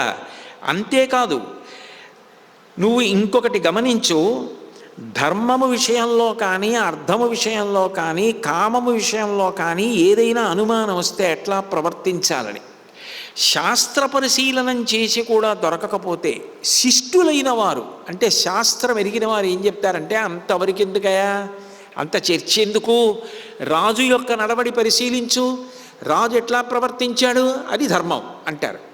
అంటే రాజు ధర్మ నిర్ణేత, రాజు యొక్క నడవడి ధర్మమైంది. అటువంటి వాడివి నువ్వు ఎంత జాగ్రత్తగా ఉండాలి. అలా ఉండకపోతే ఏమవుతుందంటే పాప స్వభావశ్చపల కథం త్వం రక్షసాంబర ఐశ్వర్యమివ సంప్రాప్తో విమానమివ దుష్కృతి. స్వర్గానికి వెళ్ళవలసిన వాడికి విమానం పంపించారండి, ఆ విమానంలో స్వర్గానికి వెడుతున్నారు అంటే ఆయన జీవితాన్ని ఆదర్శంగా తీసుకుంటారు. ఆయన మహాపుణ్యాత్ముడు, మనకి తెలియకపోయినా ఆయన ఎంత పుణ్యాత్ముడు కాకపోతే స్వర్గానికి విమానంలో వెళ్ళాడు అంటారు. అందరికీ తెలుసున్న ఒక మహాపాపాత్ముడు విమానం ఎక్కి స్వర్గానికి వెళ్తున్నానన్నాడు అనుకోండి, అందరూ ఎంత గొప్పవాడు అనరు, ఇంత పాపాత్ముడు ఈ విమానం ఎలా ఎక్కాడంటారు. నువ్వు చేసిన పని చూసిన తర్వాత రేపు అందరూ ఏమంటారంటే లోకంలో వీడు రాజు ఎలా అయ్యాడని అడుగుతారు. అక్కడతో నువ్వు రాజపదవిలో ఉన్నట్ట, బ్రతికున్నట్ట, మరణించినట్ల? దేనికి చేస్తున్నట్టు ఈ పని?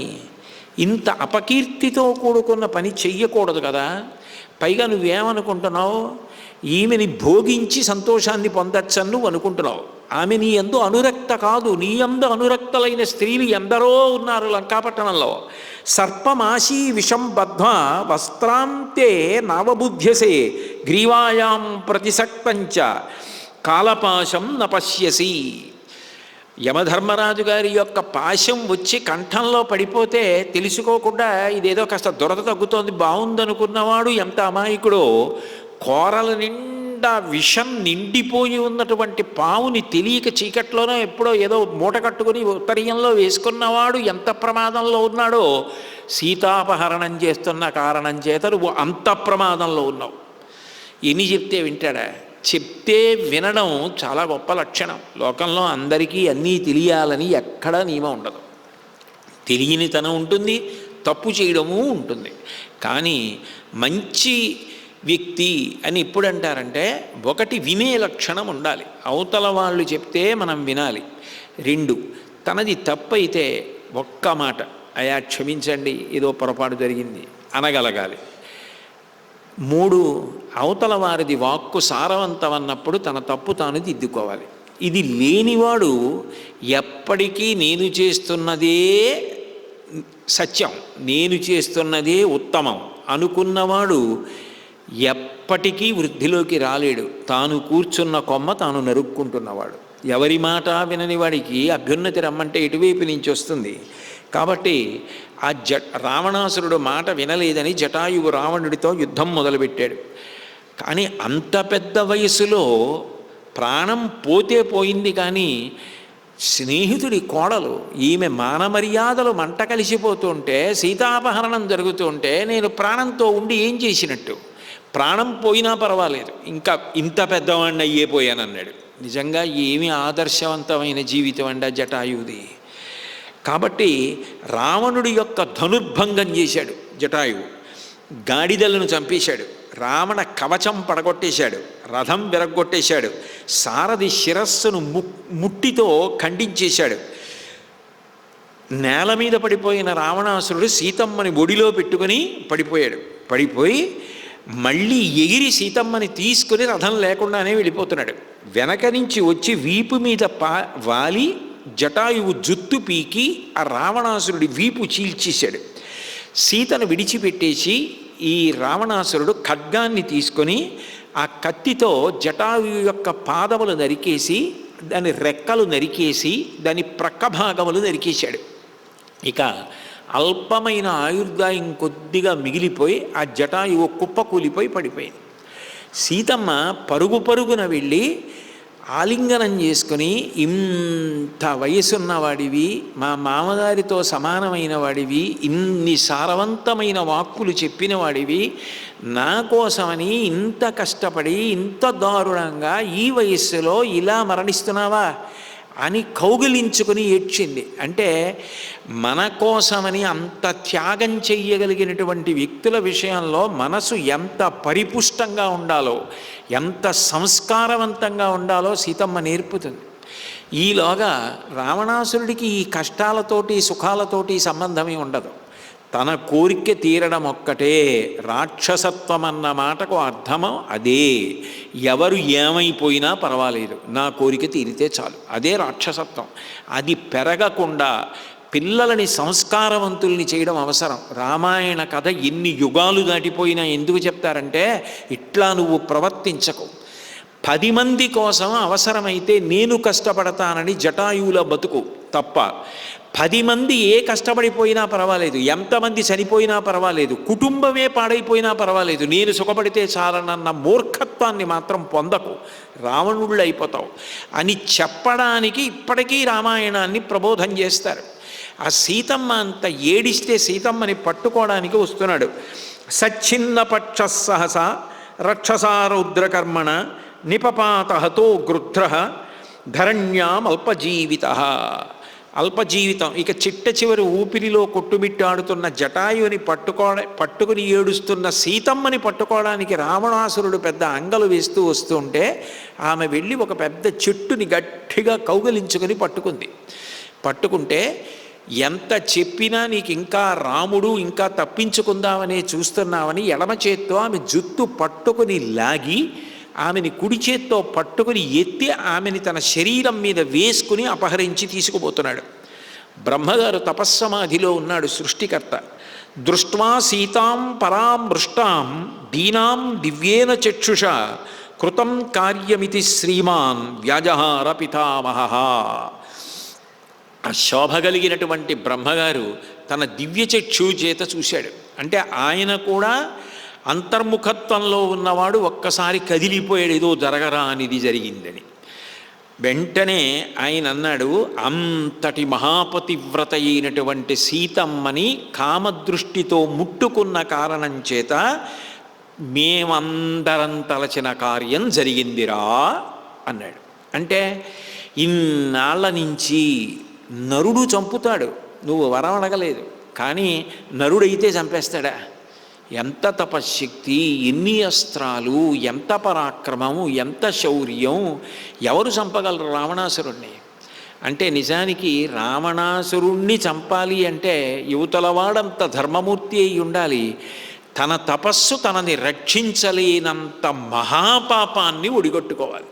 ఇప్పుడు సీతమ్మ అక్కడికి విడితే రోజు సీతమ్మ దగ్గరికి వెళ్ళి మాట్లాడకూడని మాటలు మాట్లాడిన కారణం చేత, మహాపతివ్రత ఏడ్చిన కారణం చేత ఆమె కన్నీటి బిందువులు అగ్నిహోత్రమై మహాపాపమై రావణాసురుడు నశించిపోవడానికి కావలసిన పాపాన్ని వాడు వండుకోవాలి.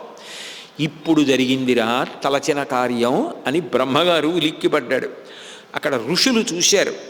ప్రహృష్టా వ్యదితాశ్చాసన్ సర్వే తే పరమర్షయ దృష్ట్వా సీతాం పరామృష్టాం దండకారణ్యవాసిన రావణస్య వినాశంచ ప్రాప్తం బుద్ధ్వా యదృచ్ఛయా. వాళ్ళందరూ చూసి ఒకవైపు సంతోషాన్ని పొందారు. ఇది జరిగిన కారణం చేత ఇప్పుడు రావణ వధ జరుగుతుంది. ఆమె పాతివ్రత్యమునకు ఏ భంగపాటు జరగదు. కానీ రావణుడు నశించిపోతాడు. రావణుడు నశించిపోతే రాక్షసుల యొక్క మూలకందము నశించిపోయినట్టే. తత్కారణము చేత ఇక లోకమంతా శాంతి సౌభాగ్యాలతో వర్ధిల్లుతుంది. అది నిజమే అయినా ఇంతటి మహాపతివ్రత, ఇంత గొప్ప ఇల్లాలు ఇంత దీనావస్థను పొంది ఇంత బాధకి లోనైంది అని ఋషులు కూడా వ్యధ చెందారు. ఏకకాలమునందు దుఃఖాన్ని సంతోషాన్ని కూడా పొందారు. ఆ తల్లిని అపహరించి తీసుకెడుతుంటే చరణాన్నూపురం భ్రష్టం వైదేహ్యా రత్నభూషితం విద్యున్మండల సంకాశం పపాత మధురస్వనం. మధురమైనటువంటి ధ్వనులు చేస్తూ ఆమె పాదమునకు పెట్టుకున్నటువంటి మంజీరం ఒకటి జారి అరణ్యంలో పడిపోయింది. ఆమె పెనుగులాడుతున్న కారణం చేత తస్యాహ స్తనాంతరాద్భ్రష్టో హారః తారాధిపద్యుతి వైదేహ్యా నిపతన్ భాతి గంగేవ గగనాచ్యుత. ఆమె మెడలో ఉన్నటువంటి ముత్యములతో శోభిస్తున్న ఒక హారం జారి కింద పడిపోతోంది. అది పడిపోతున్నప్పుడు ఆకాశంలోంచి గంగానది కిందకు పడుతుంటే ఎలా ఉంటుందో అట్లా తెల్లటి ముత్యాల హారం పడిపోయింది. ఆ తల్లి అలా అపహరింపబడుతూ అక్కడ అందరినీ చూస్తూ పైనుంచి వెడుతోంది. ఆ సింహాలు, పులులు, లేళ్ళు, పక్షులు సీతమ్మ యొక్క నీడని అనుగమించి, అమ్మ నువ్వు భయపడకు, బెంగ పెట్టుకోకు, మేము రాముడికి ఈ విషయాలు చెప్తాం, త్వరలో నువ్వు రక్షింపబడతావని ఊరట పొందేటట్టుగా చూస్తున్నాయా అన్నట్టుగా ఆమెను అనుగమించి నీడని పట్టి పరిగెత్తుకొస్తున్నాయి అవన్నీ. నాస్తి ధర్మ కుత సత్యం నార్జవం నాన్ నృశంసత ఎత్ర రామస్య వైదేహీం భార్యాం హరతి రావణ ఇది సర్వాణి భూతాని గణశః పర్యదేవయన్. సమస్త భూతములు కూడా, ఆఖరికి నోరు లేని మృగములు కూడా మనసులో ఆవిడ్ని చూసేటప్పటికీ అంత ప్రేమ భావన పొంది అనుకుంటున్నాయిట. అంటే ఈ దేశం గొప్పతనం ఏంటంటే ఎన్ని ఉత్తమ భావనలు, ఎంత త్యాగబుద్ధి, ఎంత ప్రేమతో కూడిన వాడైతే సమస్త భూతములు కూడా అట్లా ప్రతిస్పందిస్తాయి. అంత వందనీయుడవుతాడు, అంత గౌరవనీయుడవుతాడు. కాబట్టి నాస్తి ధర్మ, ఆ ప్రాణులన్నీ అనుకున్నాయి ధర్మం అన్న మాటకు అర్థం ఎక్కడుంది? కుత సత్యం, సత్యానికి విలువే ఉంది. నార్జవం, మృజుత్వం ఇది. నా నృశంసత, మంచితనానికి అర్థం ఎక్కడుంది? ఎత్ర రామస్య వైదేహీం భార్యాం హరతి రావణ. అటువంటి రామచంద్రమూర్తి, ధర్మమూర్తి ఇల్లాలు సీతమ్మని ఇంత దారుణంగా ఈ రావణుడు అపహరించి తీసుకెళ్ళిపోతున్నాడే అని సమస్త భూతములు ఆక్రోశించేయట. ఇన్ని భూతముల యొక్క బాధకి కారణమైన వాడు ఎట్లా వృద్ధిలోకి వస్తాడు? తానొక్కడు సుఖపడిపోదాం అనుకుంటే సరిపోతుందా? అంతమంది బాధకి కారణం అవడం పాపం కాదు, ఈ పాపం కట్టి కుడపదు. కాబట్టి జహారాత్మ వినాశాయ దశగ్రీవో మనస్వినీం. అంత గొప్ప తల్లి అయిన సీతమ్మని ఆ రావణాసురుడు కేవలం జహారాత్మ వినాశాయ, తనని తాను నశింపజేసుకోవడానికి అపహరించాడు. ఆ సీతమ్మ రావణాసురుడితో మాట్లాడుతూ, రామలక్ష్మణులు లేకుండా చూసి ఎత్తుకెడుతున్న వాడివి నీకు నిజానికి ధైర్యం ఎక్కడుంది? మాయామృగాన్ని కల్పించావని ఇప్పుడు అర్థమవుతోంది. దాని చేత రాముణ్ణి దూరం చేశావు. కపటము చేత రాక్షసుడి చేత అరిపించి నా మరిది లక్ష్మణస్వామిని దూరం చేశావు. యుద్ధం చెయ్యడం చేత కాక కపటంతో నన్ను అపహరించావు. దేక్తే శౌర్యంచ సత్వంచ యత్వం కరితవాంస్తదా కులాక్రోశకరం లోకే దిక్తే చారిత్రమీదృశం. నీ శౌర్యం, నీ బలం అని ఇన్ని గొప్పలు చెప్పావు. నిజానికి నీ నడవడి ఏదుందో అది నీ వంశానికే కళంకాన్ని తీసుకొచ్చింది. ముహూర్తమపి తిష్టస్య నజీవన్ ప్రతియాస్యసి. అంతవరకెందుకు? కాసేపు ఆగు, నన్ను దింపి కాసేపు నిలబడు, రాముడు వస్తాడు, తేలుతుంది నీ బలం ఏమిటో రాముడేమిటో, నీకంత ధైర్యం ఎక్కడది అని అంటున్నా ఆయన ఏమీ వినిపించుకోకుండా వెళ్ళిపోతున్నాడు. కారణం, తప్పు చేసేవాడికి చాలా భయం ఉంటుంది. ఎందుకనంటే రాముడికి కానీ ఈ విషయం తెలిసిందో రాముడే రావక్కర్లేదు, సంకల్పించి అస్త్రాన్ని విడిచిపెడితే చాలు. రాముడంటే ఆ భయం లోపలుంది. అందుకని సీతాపహరణం అయిపోవాలి, తాను తన వారి మధ్యలోకి వెళ్ళిపోవాలి, అంతఃపురంలోకి వెళ్ళిపోవాలి. రాముడికి తెలియకూడదు అసలు ఎవరు అపహరించారు. నిజానికి అక్కడ ఎవ్వరూ జనులు ఉండకూడదు అన్నాడు కదా అగస్త్యుడు. అలా అయితే తప్ప సీతాపహరణం జరగదు. కాబట్టి తొందరగా వెళ్ళిపోవాలి. ఈయన అపహరించాడన్న విషయం రాముడికి తెలియకూడదు. కాబట్టి ఆయన ఆగడు. అంటే తప్పు చేసేటటువంటి వాడిలో అంతర్లీనంగా ఒక భయం, ఉద్వేగం ఉంటాయి. ఒప్పు చేసేవాళ్ళలో తెలియకుండానే ఒక ప్రశాంతత, ఒక ఆత్మవిశ్వాసం ఉంటాయి. దీర్ఘకాలం జీవించడం అన్న మాటకి అన్వయం ఎక్కడొస్తుంది అంటే, ఆ ప్రశాంతత, ధైర్యం ఎందుకుంటాయంటే నేను ఏం తప్పు చేస్తున్నాను అది ఉద్వేగం పొందనివ్వదు. తప్పు చేసేవాడికి పరిపరి విధముల ఆలోచనలు ఉంటాయి. ఇది తెలిస్తే, ఇది ఎప్పటికైనా బయటపడితే నా బ్రతుకు ఏమవుతుంది అన్న ఆలోచన ఎక్కువైపోతుంది. తప్పు చేస్తూ ఉంటాడు కానీ భయం మాత్రం వెంటాడుతూనే ఉంటుంది. అందుకని ఆ భయంలో రావణాసురుడికి సీతమ్మ ఏం చేస్తోంది గమనించే అవకాశం లేదు. ఆమెను ఎత్తుకుపోతున్నాను అనుకుంటున్నాడు అంతే. కాబట్టి సీతమ్మ పైనుంచి వెడుతూ చూసింది. కింద 5 వానరోత్తములు కనపడ్డారు, మహాయోధులు 5 కనపడ్డారు. అందులో హనుమ కూడా ఉన్నారు.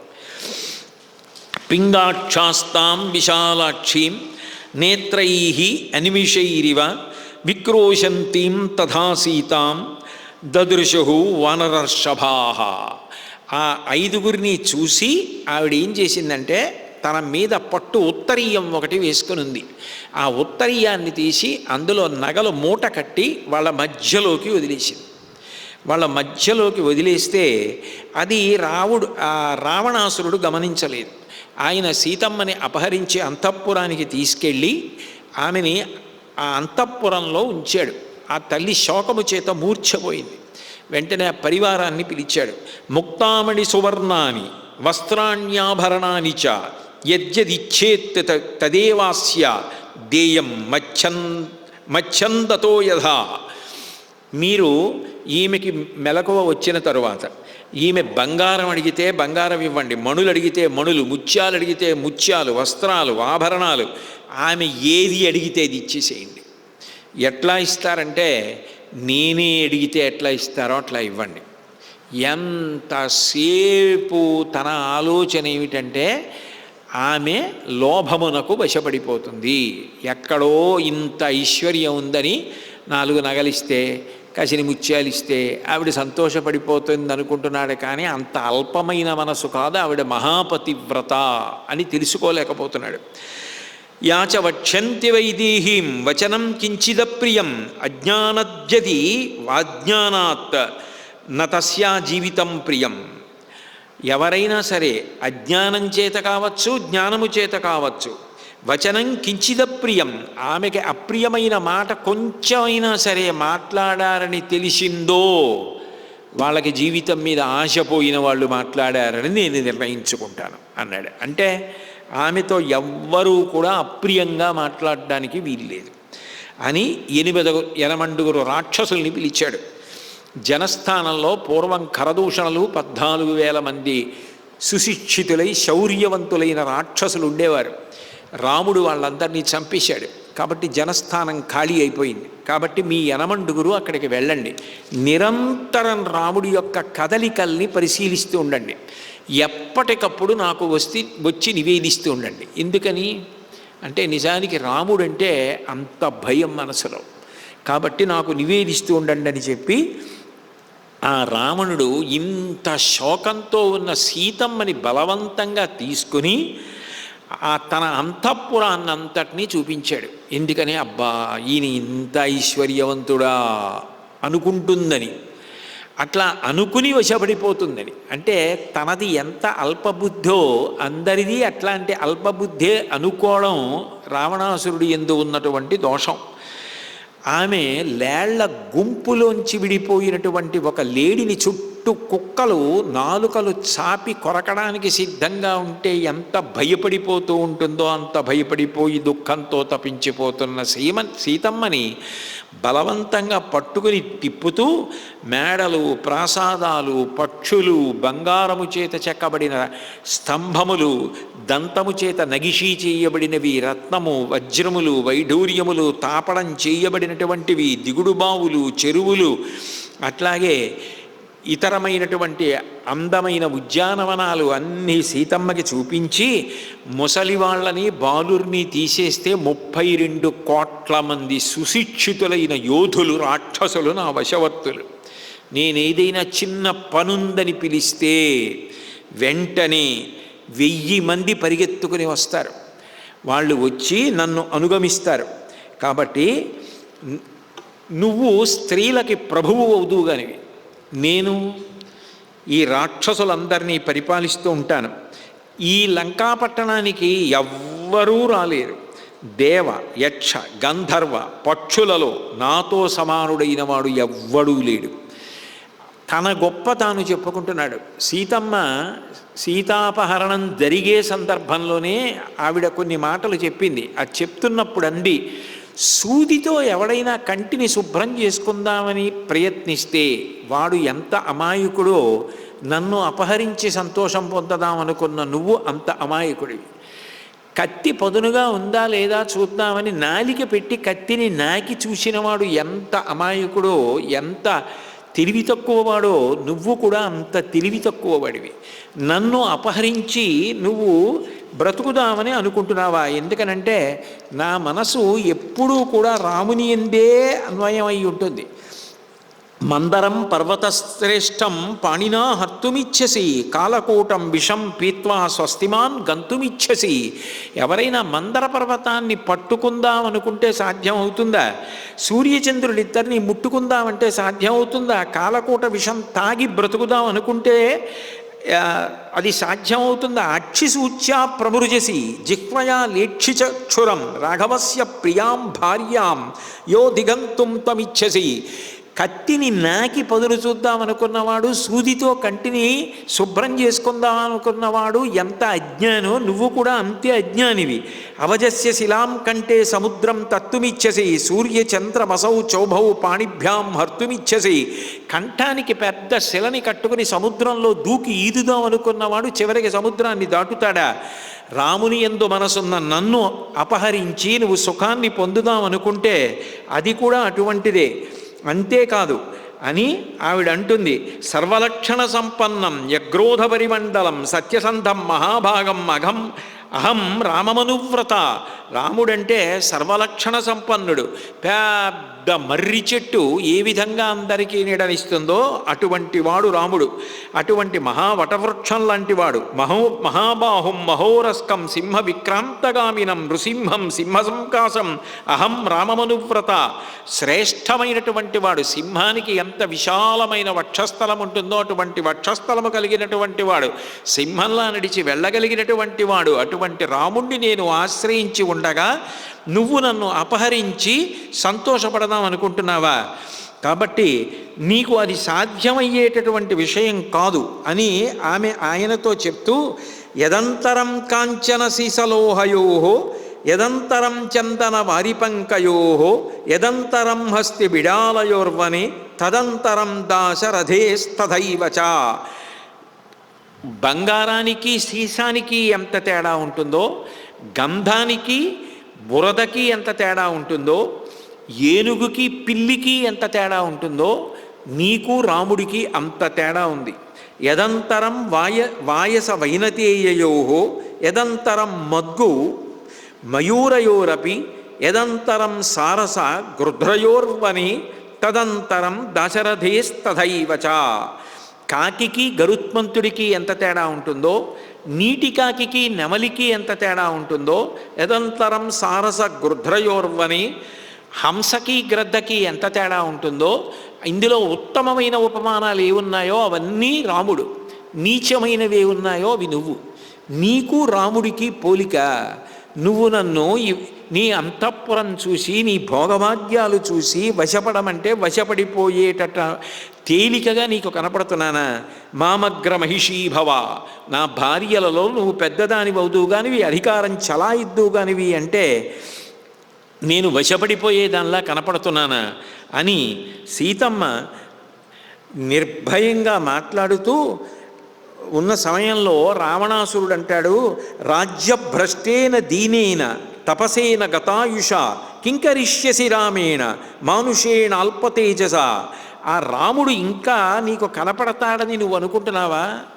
ఒకటి రాజ్యభ్రష్టుడు కాబట్టి అతని వెనక పరివారం లేదు, సైన్యం లేదు, మంత్రులు లేరు, గూఢచారులు లేరు, అనుగమించేవాళ్ళు లేరు. దీనేన ప్రతిదానికి ఆయనే తన పని తాను చేసుకుంటూ తమ్ముడితో చేయించుకుంటూ ఆధారపడి ఉన్నవాడు. తపసేన గతాయుష, మునివృత్తిలో ఉన్నవాడు, ఆయుర్దాయం అయిపోతున్నవాడు. కింకరిష్యసి రామేణ, ఆ రాముడు ఏం చేస్తాడు? మానుషేణ అల్పతేజస, చాలా అల్పతేజస్సు ఉన్నవాడు, పైగా మనిషి, నన్నేం చేయగలడు? ఎప్పుడూ మనుష్యుడంటే చాలా చులకన దృష్టే. అభిషేకోదక్లిన్న తుష్టాచ రమయస్వమాం దుష్కృతం యత్పురాకర్మ వనవాసేన తద్గతం యస్యతే సుకృతో ధర్మ తస్యేహ ఫలమాప్నుహి. నాతో పాటుగా అభిషిక్తురాలవై ఆ అభిషేక జలముల చేత పట్టాభిషేకంలో తడిసిన శరీరంతో ఇంతకాలం నువ్వు చేసిన పాపం ఏదుందో అది రాముడి పత్నిగా వనవాసంలో పోయింది. ఇక నువ్వు చేసిన పుణ్యానికి ఫలితం నా భార్యగా సుఖాలు అనుభవించు అని చెప్తే, సీతమ్మ తృణమంతరత కృత్వా రావణం ప్రత్యభాషత. సీతమ్మ ఒక గడ్డి పరకని తీసుకొచ్చి ఇద్దరికీ మధ్య నుంచింది. సుందరకాండలో మాట్లాడేటప్పుడు గడ్డి పరక నుంచుతుంది. రామో నామ సధర్మాత్మ త్రిలోకేషు విశ్రుత దీర్ఘబాహు విశాలాక్షౌ దైవతం హిపతిర్మమ. నిజంగా ఇది ఇట్లా ఈ సర్కలు రావడం కూడా ఒక రకంగా చెప్పాలి అంటే చాలా చాలా గొప్ప విశేషం. ఎందుకనంటే పౌర్ణమి అమ్మవారి యొక్క ఉపాసన. అటువంటి పౌర్ణమి నాడు సాయంకాలం వేళలో ఎదురుగుండ మహామాఘి, ఆ పౌర్ణమి నాటి చంద్రబింబం అలా కనపడుతుంటే పూర్ణచంద్ర నిభానన అమ్మవారిని పౌర్ణమి నాడు చంద్రబింబంలోనే చూస్తారు. రెండు గురుపాదుకలు చూస్తారు. గురువుగారి పాదుకల్ని ఇవాళ పూర్ణచంద్రబింబంలో దర్శనం చేసి అందులో గురుపాదుకలు ఉన్నాయి అని భావన చేసి నమస్కారం చేస్తారు. అందుకని పర్వం పౌర్ణమాస్యాం అనంత గొప్పది. సాయంకాలం చంద్రబింబం సాక్షాత్ అమ్మవారి స్వరూపం, 16 కళలు. అందుకని సాదా కళ, నిత్య కళ అంటారే. లలితా సహస్రనామంలో అమ్మవారి యొక్క కళల గురించినటువంటి విశేషాలు వస్తాయి. అందులో ఏ కళలోంచి అన్ని కళలు వస్తున్నాయో, చంద్రుడి యొక్క కళలన్నీ కృష్ణపక్షంలో ఏ శాశ్వత కళలోకి వెళ్ళిపోతున్నాయో ఆ కళని శ్రీకళ అని పిలుస్తారు. శ్రీకళ, సదాకళ, చిత్కళ అవన్నీ కూడా 16వ కళకి పేరు. అది కలిసిన నాడు పూర్ణచంద్రబింబం. అందుకే ఇవాళ అమ్మవారి యొక్క రూపాన్ని ఆ బింబంలో చూసి నమస్కారం చేయడం అంత గొప్పది. అందున మాఘమాసంలో మహామాఘి అని ఇవాళ కుంభకోణంలో పెద్ద సరస్సు ఉంటుంది. ఆ కుంభకోణంలో ఉన్నటువంటి సరస్సులో అందరూ స్నానాలు చేస్తారు. అందున చంద్రశేఖరేంద్ర సరస్వతి మహాస్వామి వారైతే ఒకప్పుడు బాగా పెద్దవారు అయిపోయిన తర్వాత అక్కడికి వెళ్ళి స్నానం చెయ్యలేదు, నేను మహామాఘీ నాడు ఇక్కడ ఉండిపోయాను అనుకుంటే అక్కడ నుంచి కలశ తీసుకొచ్చి ఆయనకి పోశారు తెల్లవారకట్ట. అంత ప్రీతి ఆయనకి. ఇప్పటికీ మీరు కుంభకోణం క్షేత్రానికి వెడితే పెద్ద సరోవరం, ఎంత పెద్ద సరోవరమో కనపడుతుంది. కాబట్టి మహామాఘి స్నానానికి అంత ప్రసిద్ధి. ఎందుకనంటే చంద్రబింబంలోంచి అమృత కిరణములు పడతాయి.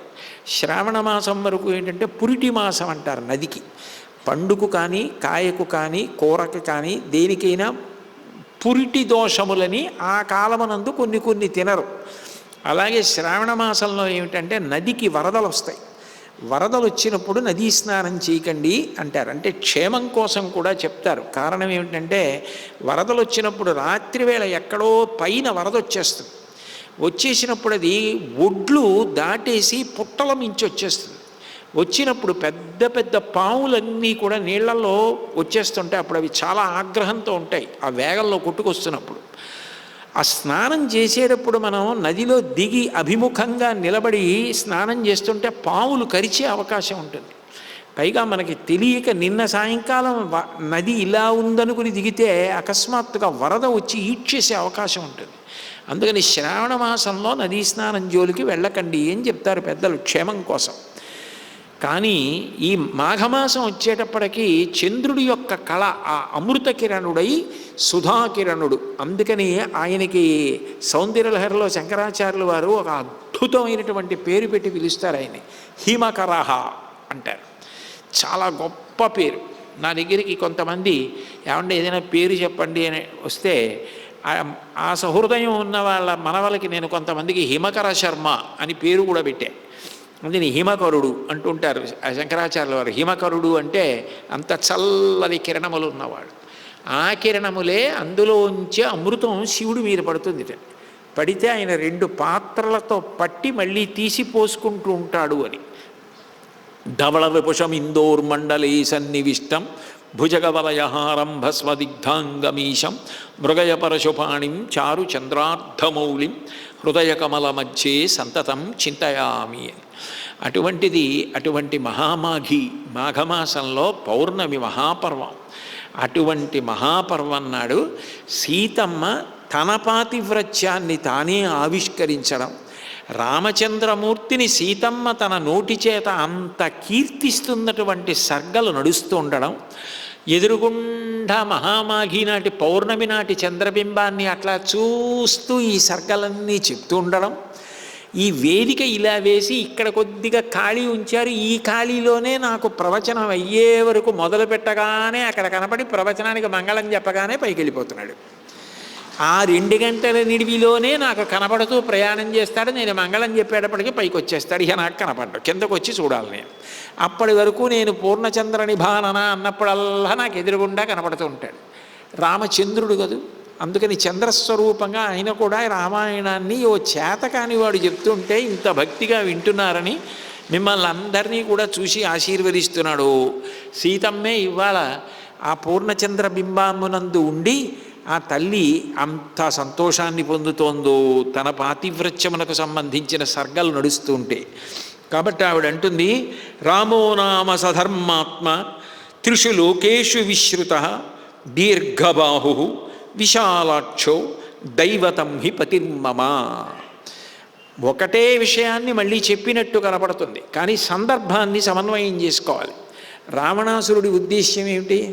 నేను అంతఃపురం అంతా చూపించాను, నా బలాన్నంతటినీ చూపించాను, నా బలగాన్ని చూపించాను, నా ఐశ్వర్యాన్ని చూపించాను, నా పరివారాన్ని చూపించాను, ఇన్నిటికీ నిన్ను అధినాయకురాల్ని చేస్తానన్నాను.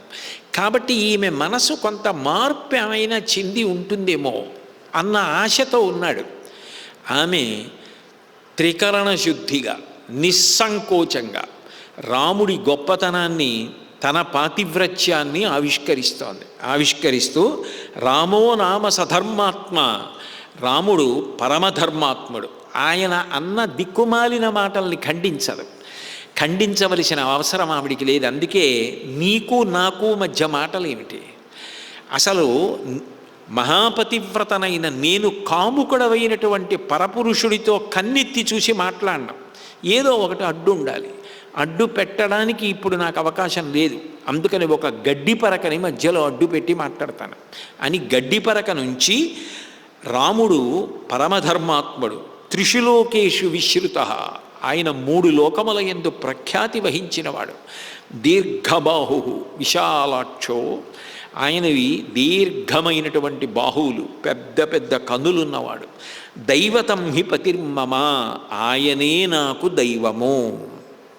అనసూయమ్మ వాళ్ళు మాట్లాడినప్పుడు, కౌసల్య మాట్లాడినప్పుడు చెప్పింది కదూ, అమ్మా నాకు పతి ప్రత్యక్ష దైవము అని చెప్పింది. నా తంత్రి వాజ్యతే వీణ నా చక్రో వర్తతే రథ నాపతి సుఖమేదేత యస్యాదపి శతాత్మజ అంది కదూ. అందుకని నాకు పతి దైవము. ఆయన కష్టంలో ఉన్నాడా సుఖంలో ఉన్నాడా అవన్నీ నాకు అనవసరం. ఆయన పరమధర్మాత్ముడు, నీలాంటి అధర్మాత్ముడు కాడు. అటువంటి వాడు నాకు దైవంతో సమానం. కాబట్టి ఏ కారణము చేత నేను నీ వైపు కన్నెత్తి కూడా చూడను. ఇక్ష్వాకూణాం కులే జాతః సింహస్కందో మహాద్యుతి లక్ష్మణేన సహభ్రాత యస్తే ప్రాణాన్ హరిష్యతి. నువ్వు ఏదో అనుకుంటున్నావు, అల్పాయుర్దాయి ఉన్నవాడు అంటున్నావు, రాజ్యభ్రష్టుడు అంటున్నావు. కానీ నేను ఒక్క మాట చెప్పనా, పరమ పవిత్రమైనది ఇక్ష్వాకు వంశం. అందులో పుట్టినటువంటి ప్రతి రాజు వెనక గొప్ప గొప్ప కథలున్నాయి. అటువంటి గొప్ప వంశంలో పుట్టినటువంటి వాడు నా భర్త. ఆ వంశంలో ఇంతకుముందు పుట్టిన వాళ్ళందరూ కూడా పితృదేవతా స్థానాల్లో ఉన్నారు. నువ్వు చేసిన పని ఎంత గర్హనీయమో చూశారు. వాళ్ళు ఆక్రోశంతో నిన్ను శపించకుండా వదిలిపెట్టారు, రాముణ్ణి ఆశీర్వదించకుండా వదిలిపెట్టారు. సింహస్కందో మహాద్యుతి, సింహమునకు ఎటువంటి మూపు ఉంటుందో రాముడి మూపు అటువంటిది. మహాకాంతి కలిగిన వాడు, లక్ష్మణైన సహభ్రాత. ఆ గొప్ప లక్ష్మణస్వామి పక్కనే సహభ్రాత్ర తమ్ముడై ఆయనతో కలిసి నడుస్తున్నాడు. ఎస్తే ప్రాణాన్ హరిష్యతి, ఆయన సరిపోడురా నీ ప్రాణములు హరించడానికి. ప్రత్యక్షం యద్యహం తస్య త్వయా స్యాం దర్శితాబలాత్ శయితా త్వం హత సంఖ్యే జనస్థానే యథాకరః. అంతవరకెందుకు? నువ్వు నన్ను అపహరించడం అవి వదిలిపెట్టి, నువ్వు నన్ను అవమానించి మాట్లాడేవే, నువ్వు నాకు భార్యవి కా, నిన్ను నేను సుఖపెడతాను అన్న మాటలు. జనస్థానంలో రాముడు ఎక్కడ ఆశ్రమ నిర్మాణం చేసుకుని మునిగా ప్రవర్తిస్తున్నాడో అక్కడ రాముడు వింటూ ఉండగా నువ్వు అని ఉండి ఉంటే, కరుడు ఎక్కడ ఏ భూమి మీద పడిపోయి శాశ్వత నిద్రలో ఉన్నాడో వాడి పక్కన నువ్వు కూడా నిద్రపోతూ ఉండేవాడివి. ఆ మాట వింటేనే నువ్వు అలా అవమానించడం మాట రూపంలో చూస్తూనే రాముడు నిన్ను కరుడి పక్కన పడుకోబెట్టేవాడు. ఇప్పుడు నువ్వేం చేశావు? రాముణ్ణి తప్పించి నన్ను ఎత్తుకొచ్చాననుకుంటున్నావు. ఇప్పుడు నువ్వు ఎత్తుకురావడం ఒకటి కాదు, నువ్వు ఎత్తుకురావడం, జటాయువుని చంపడం, నన్ను భుజం మీదేసుకురావడం, లంకంతా తిప్పడం, ఇవి రాముడికి తెలియక మానవు. నువ్వు అనుకుంటున్నావు రాముడికి ఎలా తెలుస్తాయని. అప్పుడు రాముడి ఆగ్రహం ఎలా ఉంటుందో చూడు. అప్పుడు నువ్వు ఒక్కడివి కాదు, లంకంతా భస్మమైపోతుంది. గరుత్మంతుడు సర్పములను ఎట్లాగైతే స్వీకరిస్తాడో, గంగా తరంగాలు నిస్సంకోచంగా ఏ విధమైనటువంటి అడ్డు లేకుండా ఒడ్డుని ఎలా కూల్చేస్తాయో అట్లా రాముడు బాణప్రయోగం చేసి ఇక్కడ ఉన్న ఐశ్వర్యాన్నంతటినీ కూడా చిన్నాభిన్నం చేస్తాడు, లంకని నాశనం చేసేస్తాడు. సురైర్వాత్వం యద్యవధ్యోసి రావణ ఉత్పాద్య సమహాద్వైరం జీవంస్తస్య నమోక్ష్యసే. నిన్ను దేవతలు చంపలేరన్నావు, నిన్ను రాక్షసులు చంపలేరన్నావు. నువ్వు మరిచిపోతున్నది ఏమిటంటే, నువ్వు అడిగిన వరాల్లోకి రాముడు రాడు, రాముడు నరుడు. కానీ ఈ దేవతల్ని రాక్షసుల్ని కట్టకట్టుకొచ్చినా ఓడించగలిగిన శక్తివంతుడైన నరుడు రాముడు. కాబట్టి నీ మృత్యువుని నువ్వు వండుకున్నావన్న విషయం నీకు తెలియలేదు. ఈ విషయాలన్నీ రాముడి చెవిన పడిన ఉత్తర క్షణంలో రాముడి టంకారధ్వని వింటావు. రాముడికి తెలియడం జరిగి రాముడు రావడం జరగగానే రావణ నువ్వు ఉండవు.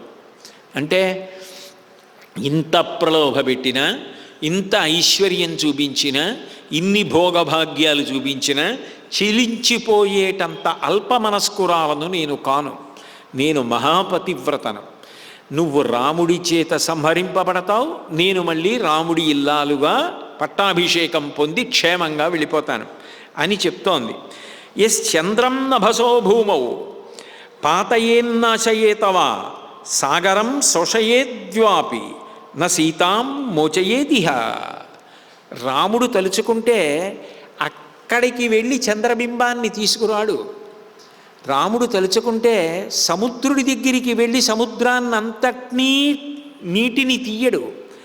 రాముడు తలుచుకుంటే బాణప్రయోగం చేసే అవసరమైతే చంద్రబింబాన్ని కిందకి తీసుకొచ్చేస్తాడు, నేల మీదకి తీసుకొస్తాడు. రాముడు తలుచుకుంటే ఎక్కడున్నాడో అక్కడి నుంచే బాణప్రయోగం చేసి సముద్రాన్నంతటినీ ఇంకింపచేస్తాడు. చేశాడు నిజంగానే సేతుబంధనం చేసినప్పుడు. మారీచుడి కొట్ల యువతల వైపు నుంచి 100 యోజనముల అవతల పడేటట్టు కొట్టాడు. రాముడు తలుచుకుంటే ఆకాశంలో ఉన్న చంద్రబింబాన్ని భూమి మీద పడేటట్టు చేయగలడు, సముద్ర జలములను శోషింపచేయగలడు. ఆ రాముడికి నువ్వెత్తుకొచ్చావని తెలియడం ఒక్కటే. అది కాని జరిగిన ఉత్తర క్షణంలో జరిగి తీరుతుంది. కారణం నా పాతివ్రత్యం, రాముడి ధర్మం, నీ అధర్మం. నువ్వు నశించిపోవాలి, రాముడు నేను నిలబడాలి. ఇది దైవ శాసనం. ఎవరి నడవడి వాళ్ళకి రక్ష. కాబట్టి నీ ఐశ్వర్యము పతనమైపోతుంది.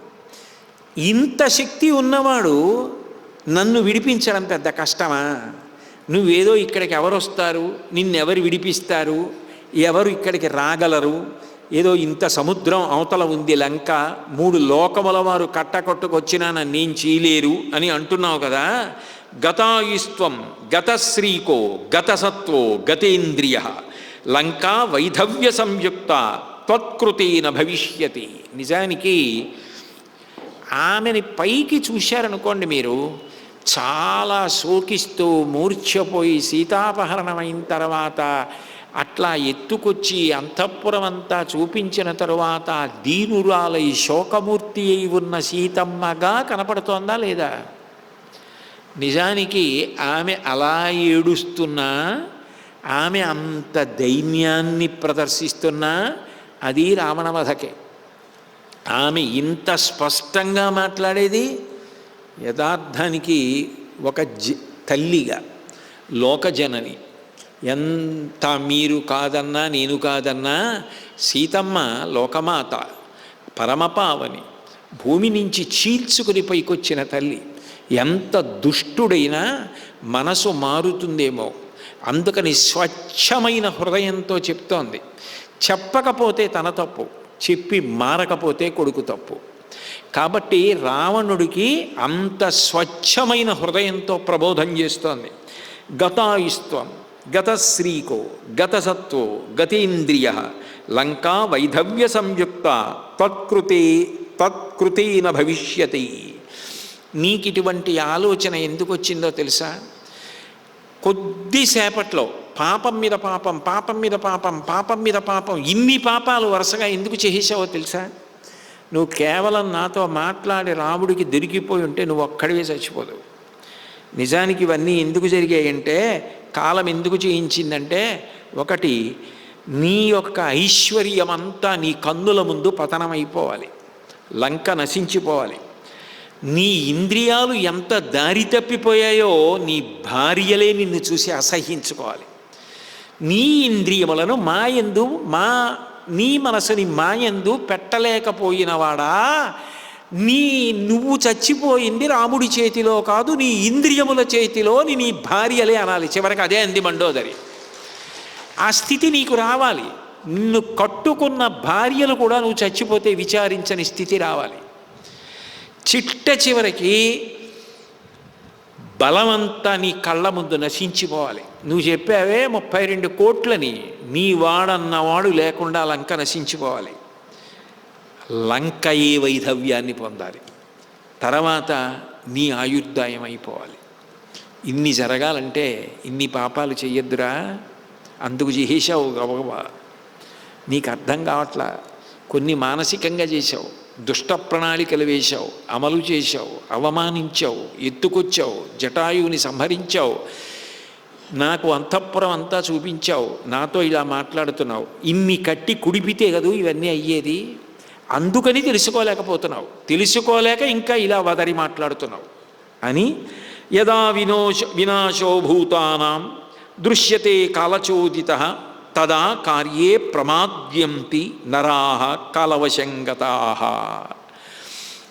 నశించిపోవడం అన్నది, ఒక వ్యక్తి నశించిపోవాలంటే ఒకలా బుద్ధి పుడుతుంది. వాడు అందరితో కలిసి సమస్తం వాడు సంపాదించుకున్నది, బంధువులు, భార్యలు, చెప్పాడు కదా మారీచుడు, కళత్రాణి చ సౌమ్యాని మిత్రవర్గం స్తథైవచ యదీచ్ఛసి చిరంభోక్తం మాకృధా రామ విప్రియం అని చెప్పాడు. నీ భార్యలు, నీ బిడ్డలు, లంక సైన్యం అన్నీ పోతాయి. స్వామినా ప్రతికూలైన ప్రజాతీక్షిణేణ రావణ రక్షమాన నవర్ధంతే మేషా గోమాయునా యథా అన్నాడు కదా నిన్న. మేకల మంద వెనక నక్క విడితే ఎలా ఉంటుందో నువ్వు విడితే అలా అవుతుందిరా, చివరికి లంక నశించిపోతుంది అన్నాడు. అదే చెప్తోంది సీతమ్మ. కాలము నీ బుద్ధిని ప్రచోదనం చేసింది. ఎన్ని తప్పులు నువ్వు చేసేస్తే ఇక రాక్షస వంశము లేకుండా అయిపోతుందో అన్ని తప్పులు నీ చేత చేయించేసింది. కాబట్టి నీకు నశించిపోయే కాలం, సపరివారంగా నశించిపోయే కాలం దాపురించేసింది. చాలా దగ్గరలో ఉంది. ఇది నీకు అర్థం కావట్లేదు. అర్థం కాక నన్ను అపహరించి తెచ్చావని ఇప్పటికీ నువ్వు మాట్లాడకూడని మాటలు మాట్లాడుతున్నావు. క్రీడంతీ రాజహంసేన పద్మషండేషు నిత్యద హంసీసా తృణషండస్థం కథం పశ్యేతమగ్గుకం. రాజహంస గడ్డిలో తిరిగేటటువంటి నీటికాకిని చూసి ఆ నీటికాకిని కోరుతుందిరా. హంస లాంటి వాడు రామచంద్రమూర్తి. పద్మవనంలో తిరిగేటటువంటి హంస ఎంత గొప్పదో రాముడు అంత గొప్పవాడు. నువ్వు పచ్చిగడ్డిలో తిరిగే నీటికాకి ఎటువంటిదో అట్లాంటి వాడివి. అటువంటి భర్త నా భర్త. నువ్వు చూపించిన ఐశ్వర్యం చూసి ఆయనని కాదని నిన్ను భర్తగా స్వీకరించేటంతటి అజ్ఞానిలా కనపడుతున్నాను రా నేను మహాపతివ్రతని. అంటే రావణుడికి ఇప్పటికైనా అర్థమై ఉండాలి, తను ఏది చేసి ఆమెని పొందగలననుకున్నాడో అది సాధ్యము కాదు. ఆమె మహాపతివ్రత. ఇంకా దోషము పెరగకముందే రాముడికి ఇచ్చేయడం మంచిదన్న బుద్ధి కనీసం కలగాలి. అది కలిగే అవకాశం లేకుండా తలుపులు మూసుకుంటాడు. ఎంత బాగా మూసుకుంటాడంటే ఆ సీతమ్మతో మాట్లాడుతూ అన్నాడు, ఈమెకి 12 మాసములు గడువు ఇస్తున్నాను. ఎందుకంటే ఇంకా అదే ఉంది సమయం.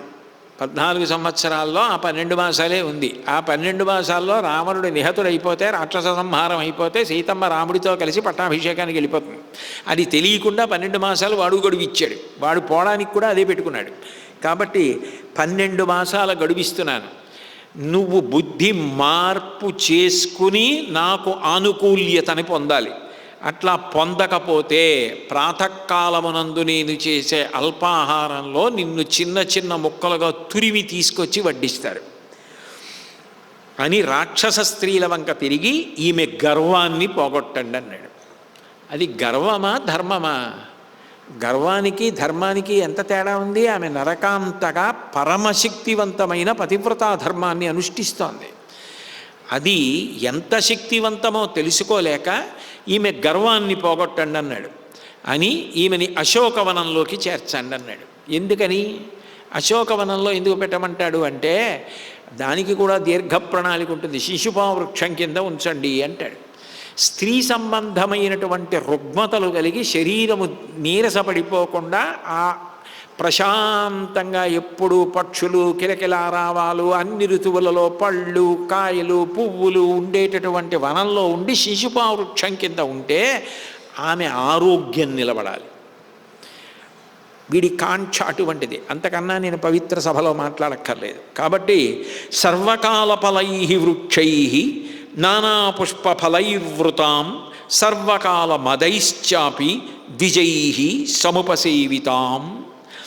సర్వకాలముల యందు ఫలములతోటి పువ్వులతోటి ఉండేటటువంటి వృక్షములతో ఉండేటటువంటి అశోకవనం, సర్వకాల మదైశ్చాపి ద్విజై సముపసేవితాం. ఎప్పుడు కలకూజితాలతో అనేక పక్షులు అనేక శబ్దాలు చేస్తూనే ఉంటాయి. అవి మనసుకు హాయి గొల్పుతాయి, పరమ ప్రశాంతతనిస్తాయి.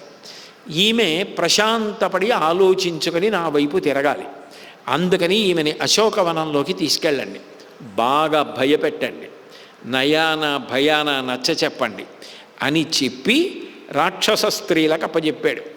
వాళ్ళందరూ లంబకర్ణ లలాటంచ లంబోదర పయోధరాం లంబోష్టీం లంబచుపుకాం లంబాస్యాం లంబజానుకాం అని ఒకటి పెద్ద కడుపు ఉన్నది, ఒకటి చెయ్యి పొడుగున్నది, ఒకటి కాలు పొడుగున్నది, ఒకటి చెవి పొడుగున్నది, ఒకటి పొట్ట పొడుగున్నది, రకరకాల స్త్రీలు అందరూ కలిసి సీతమ్మని అశోకవనంలో శిశుపా వృక్షం కింద కూర్చోబెట్టారు. ఆ తల్లి రామధ్యానపరాయణ అయి ఉన్నది, రాముణ్ణి ధ్యానం చేస్తోంది. అక్కడ ఇప్పుడు కథ ఎట్లా తిరుగుతుంది? అక్కడ రాముడు అక్కడ నుంచి బయలుదేరి వెనక్కి వస్తాడు కదా, వెనక్కి వచ్చినటువంటి రాముడు పర్ణశాల వంక చూసి ఇక్కడ సీతమ్మ రాముడి గురించి అంత గొప్పగా చెప్తోంది కదా, ఏమైంది కథ? రాముడు వెంటనే ఏం చేశాడు? సీతమ్మని జాడ కనిపెట్టడానికి ఎట్లా ప్రవర్తించాడు? ఈ విషయాల్ని రేపు సాయంకాలం మళ్ళీ 6 గంటలకి కలుసుకున్నప్పుడు రాముడు పలికించినంత మేర పలికే ప్రయత్నం చేస్తాను. రామనామం చెప్పి అప్పుడు మంగళహారతి. అందులో పౌర్ణమి కదూ, మహామాఘి. అందరం చక్కగా ఓ 9 మాటలో 11 మాటలో భగవంతుడు పలికించినంత మేర రావణానుజ హృదయ పంకజ రాచకీరము రామనామము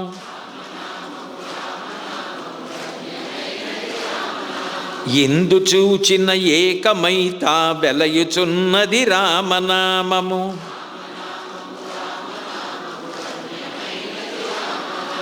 సోమసూర్యాదులను మించిన స్వప్రకాశము రామనామము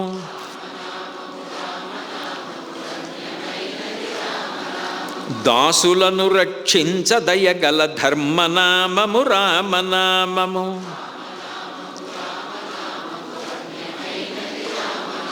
రాక్షసులను తరిమి కొట్టిన నామమే శ్రీరామనామము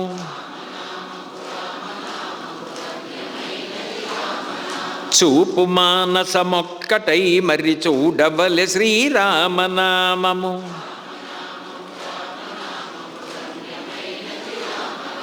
చిత్తశాంతిని కలుగ చేసెడి చిత్స్వరూపము రామనామము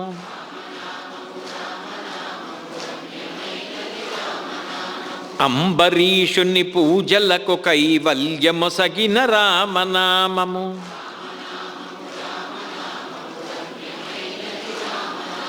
అలకు చేలుని చేతి అటుకుల నారగించిన రామనామము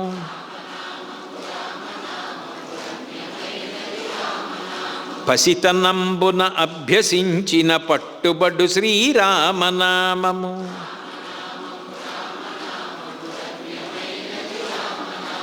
శిష్టజనముల దివ్య దృష్టికి స్పష్టమగు శ్రీరామనామము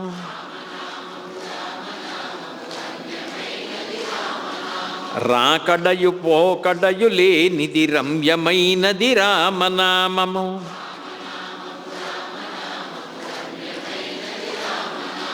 ఆంజనేయుని వంటి భక్తులకాశ్రయము శ్రీరామనామము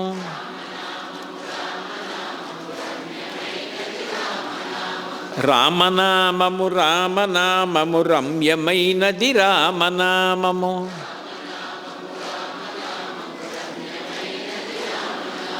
మంగళాశాసనపరైః మదాచార్య పురోగమైః సర్వైశ్చ పూర్వైరాచార్యైః సత్కృతాయాస్తు మంగళం. మంగళం కోసలేంద్రాయ మహనీయ గుణాత్మనే చక్రవర్తి తనూజాయ సర్వభౌమాయ మంగళం.